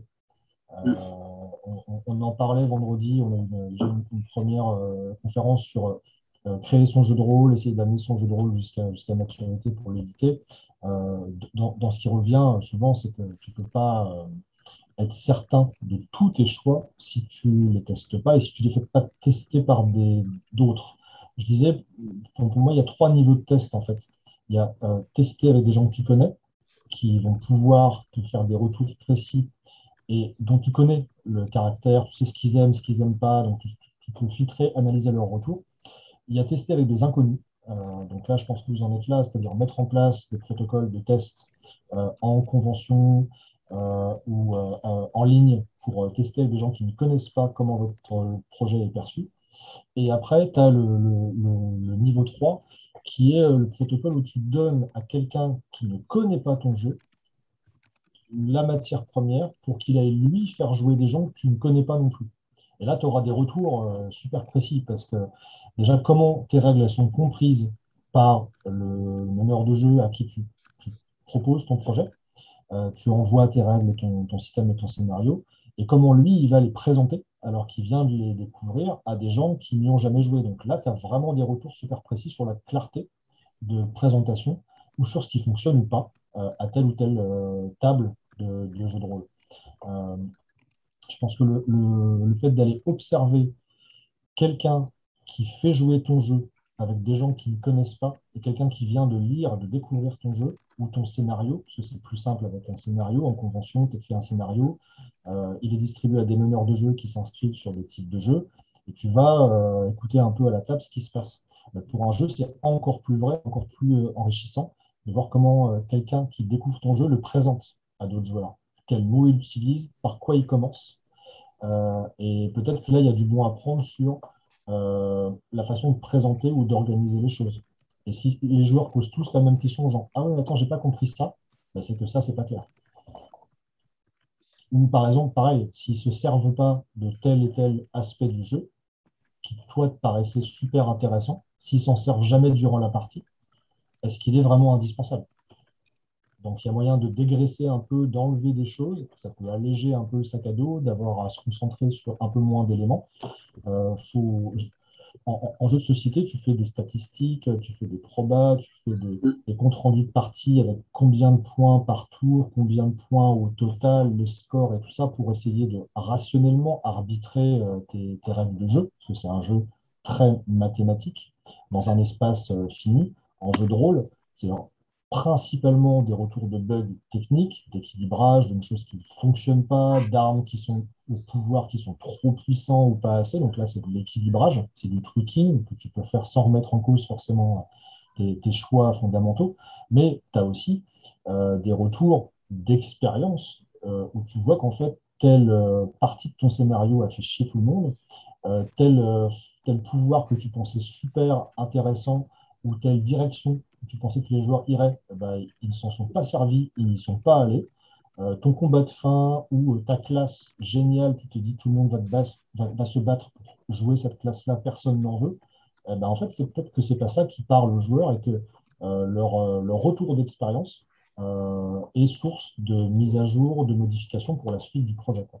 Regarder les joueurs jouer, c'est un peu le meilleur juge de paix, quoi, parce que c'est quand même pour eux que tu fais les choses. Alors, j'ai pas assisté à des tests en convention, parce que souvent je suis à la buvette. Mais J'aime ton style. J'aime ton style. C'est est-ce que, parce que nous, quand on teste des jeux de société ou des trucs comme ça, on a un petit feedback papier après pour justement avoir le sentiment de qu'est-ce qui marche, qu'est-ce qui déconne. Est-ce que là, en convention, tu donnes aussi un petit questionnaire à la fin d'avoir fait tester un jeu, ou est-ce que c'est que de l'oralité finalement et il faut une bonne mémoire? Écoute, si tu peux en plus préparer un petit questionnaire très simple, parce qu'en fin de partie, faut vraiment être dans la spécificité de la partie jeu de rôle en convention.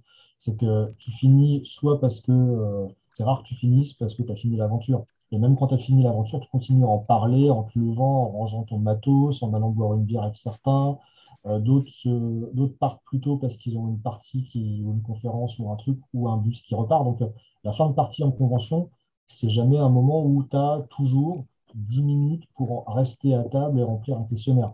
Donc, prévoir un questionnaire rapide, où tu peux peut-être même remplir avant la fin de la partie des trucs à cocher, par exemple. Est-ce que vous avez trouvé le jeu compliqué? Est-ce que cet aspect-là de l'univers vous a plu, pas plu? Est-ce que c'était clair, pas clair? Quelles compétences vous avez préférées? Des trucs très très clairs, des choix à cocher. Comme ça, tu sais qu'en 2 minutes, les gens peuvent le faire. Après, tu peux aussi en profiter de ce support-là et de cette partie-là pour mettre, si tu as un lien vers une page Facebook sur laquelle tu parles du projet, un site, un mail, dire écoutez, on serait ravis d'avoir vos retours. Là, vous êtes un peu speed, nous aussi. Ben, envoyez-nous vos retours, vos commentaires sur le jeu, sur la page Facebook du jeu, sur le Discord des créateurs du jeu. Et tu crées aussi une base de communauté comme ça. Si des gens ont adoré ce projet de jeu, ils vont peut-être faire leur retour sur un espace en ligne communautaire et devenir aussi des joueurs, des contributeurs du développement du projet. Donc, commencer à créer une communauté, c'est un peu comme ça qu'ont commencé des gens comme Multisim sur le jeu Nephilim. Ils allaient en convention et puis ils engrangeaient beaucoup avant que le jeu sorte. C'est comme ça qu'ont commencé énormément de projets de jeux de rôle, d'être présentés, joués en convention avant et d'être enrichis par les joueurs avant de passer sous forme éditée. Euh, ou des gens comme Ankama, par exemple, sur des supports différents, sur Dofus. C'était un tout petit jeu de baston en arène. Et, alors,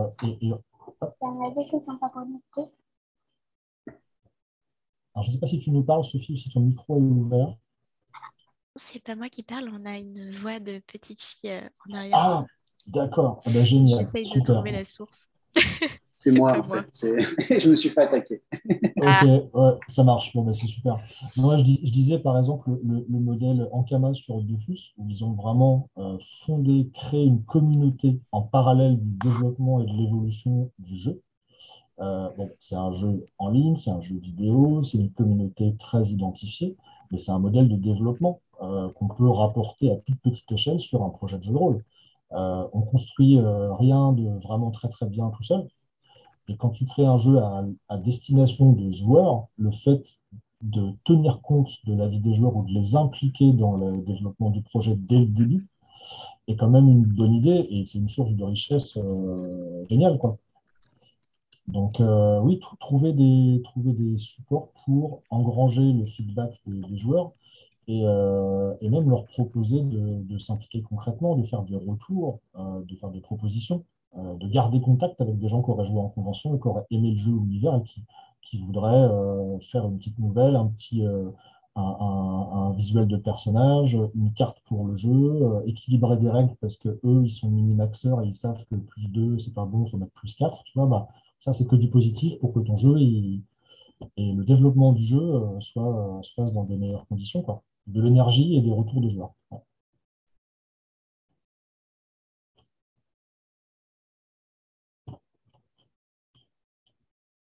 Merci pour les conseils. Je vais essayer de les prendre.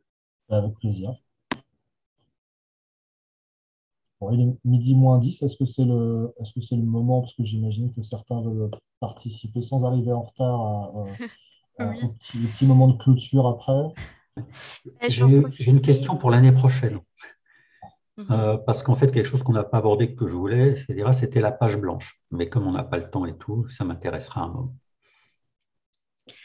Ouais, je Avec pense plaisir. que ouais, ça pourrait faire l'objet d'une conférence à part entière, Pierre. Mais effectivement, donc si vous voulez mettre vos caméras, je vais prendre une petite photo, comme ça vous faites votre plus beau sourire.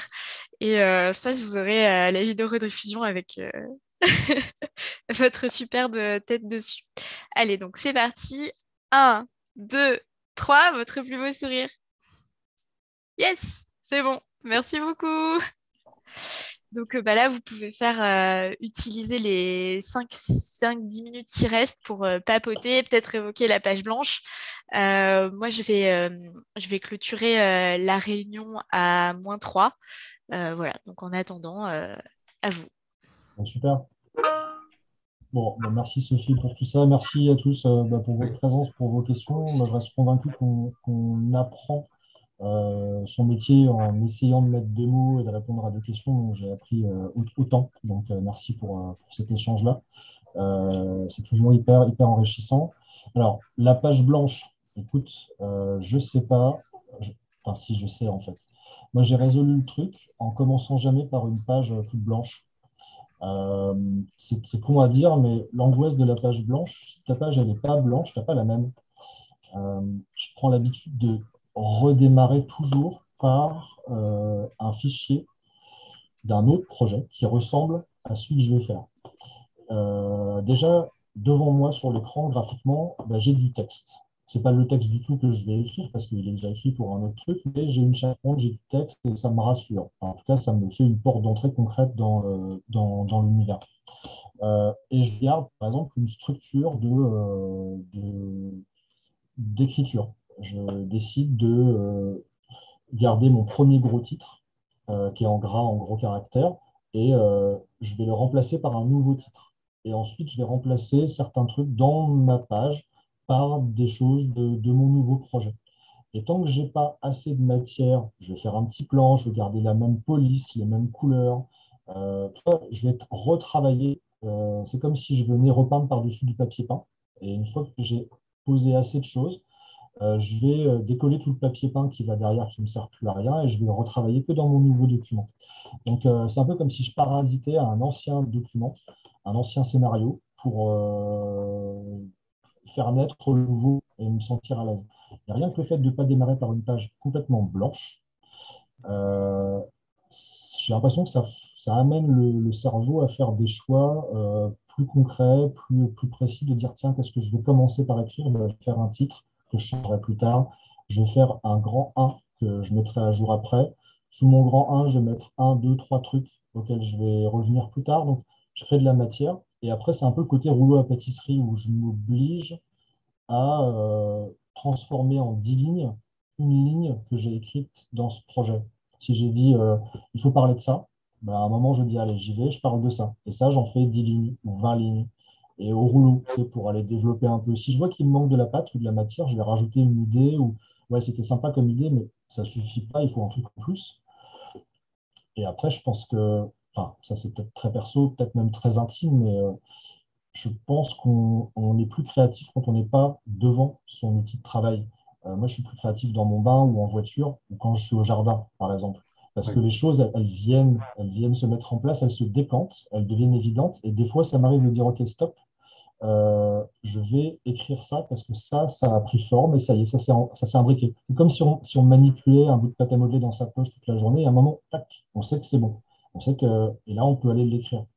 Donc, pas se mettre la pression devant son support final et laisser le truc mûrir. Et quand il est mûr, clac, venir le mettre et ça devient un bloc du projet.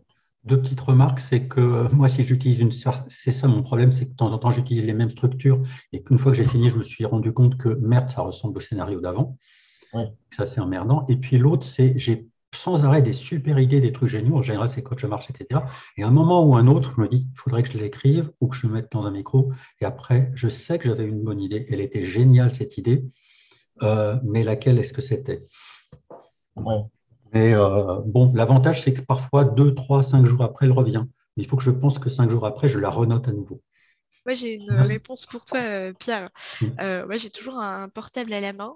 Et quand j'ai des idées comme ça, parce que je réfléchis, j'ai 15 idées à l'heure, voire même à la minute, je l'enregistre en audio sur mon portable, ce qui fait que je m'entends repenser au moment où je promenais le chien, etc. Et ça, moi, en tout cas, ça m'aide à créer mes contenus pour mes joueurs, etc. Je sais pas si ça peut aider. Si, si, mais pour l'instant, je me balade avec un portable là pour calculer mon rythme cardiaque. Et donc, il est là. Et donc, j'ai essayé, mais il faut que je trouve un système de micro pour que ça marche pour l'enregistrement. Non, mais c'est que des trucs techniques à la con. Mais, euh, mais Mais, bon. mais je pense que c'est super important parce que moi, je reste convaincu qu'on fait des métiers techniques et des métiers de format. Et qu'à partir du moment où on a trouvé le bon environnement pour écrire ou pour créer ou pour dessiner, hein, ne serait-ce, je pense que les dessinateurs ont des fois la même problématique, c'est ton format de document, ta matière première, quand tu fais du speed painting où tu vas travailler dans la masse et machin, par quoi tu commences, quel brush tu vas utiliser. C'est ton environnement technique aussi qui va t'aider à matérialiser, à structurer tes choix créatifs, quoi. Donc, le fait de se mettre une structure, un plan, est peut-être le plus difficile et ce qui te simplifie tous les choix derrière. Le fait de développer une idée, ça peut prendre vachement de temps. D'avoir une idée, déjà, on n'est pas, c'est pas induit, mais le fait de faire un plan, dès que tu as ton plan, bah, tu as pratiquement tout posé, tout sécurisé, et tu peux ensuite décider de modifier un peu ton plan ou d'attaquer le développement de ton plan. En bande dessinée, je commence par un séquencier.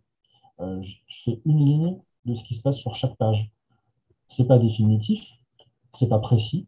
Il y a des fois où c'est pas du tout ce qui sera dans le bouquin, mais ça me donne une grille de lecture complète de l'album avant de dire, OK, ben, ma page 4, qui démarre sur une plongée sur la ville, etc., eh ben, je sais que je peux commencer à faire la description, le découpage, le storyboard de cette page, parce que je sais ce qu'il y a avant et ce qu'il y a après. Et c'est le plan qui me permet de me concentrer sur un aspect du développement plus que le document complet où tu ne peux pas attaquer l'Everest d'un coup. Tu attaques pierre par pierre, corde par corde et dans un schéma global, je trouve. Voilà. Le plan m'aide beaucoup à garder le cap et puis à prioriser le développement. Et bah, du coup, c'est une super clôture. Merci, Julien. Donc, le temps est fini. Est-ce que tu veux remercier tout le monde avant que j'éjecte tous les participants? Non, non, il ne veut pas. Mais oui, je veux remercier tout le monde. Merci tout le monde. C'était un bon moment. Un dimanche matin, même en sachant que certains ont dû faire des folies de leur dé jusque tard dans la nuit hier soir. Donc, merci d'avoir été là. Et puis, bah, au plaisir de se rencontrer ou de se re-rencontrer bientôt en vrai. Et puis, bah, d'ici là, portez-vous bien. Et, merci à toute l'équipe FFJDR et Rolliven pour ce beau moment aussi, parce que c'est un sacré week-end à organiser. C'est plein de rencontres. C'est plein d'énergie autour du jeu de rôle pour une bonne cause. Mm. Donc, j'espère que ce sera positif pour tout le monde. Et on a passé en tout cas un super moment. En tout cas, pour ma part, c'était cool de Ouais. participer à cet événement. Voilà. Merci beaucoup en tout cas Julien et puis tous les participants pour cette masterclass. En parlant d'événements caritatifs, n'oubliez pas que nous on vous propose du contenu 100% gratuit. Julien est là par la beauté de son cœur et on vous propose de donner pour essayer de finir en beauté en ce week-end 14 novembre.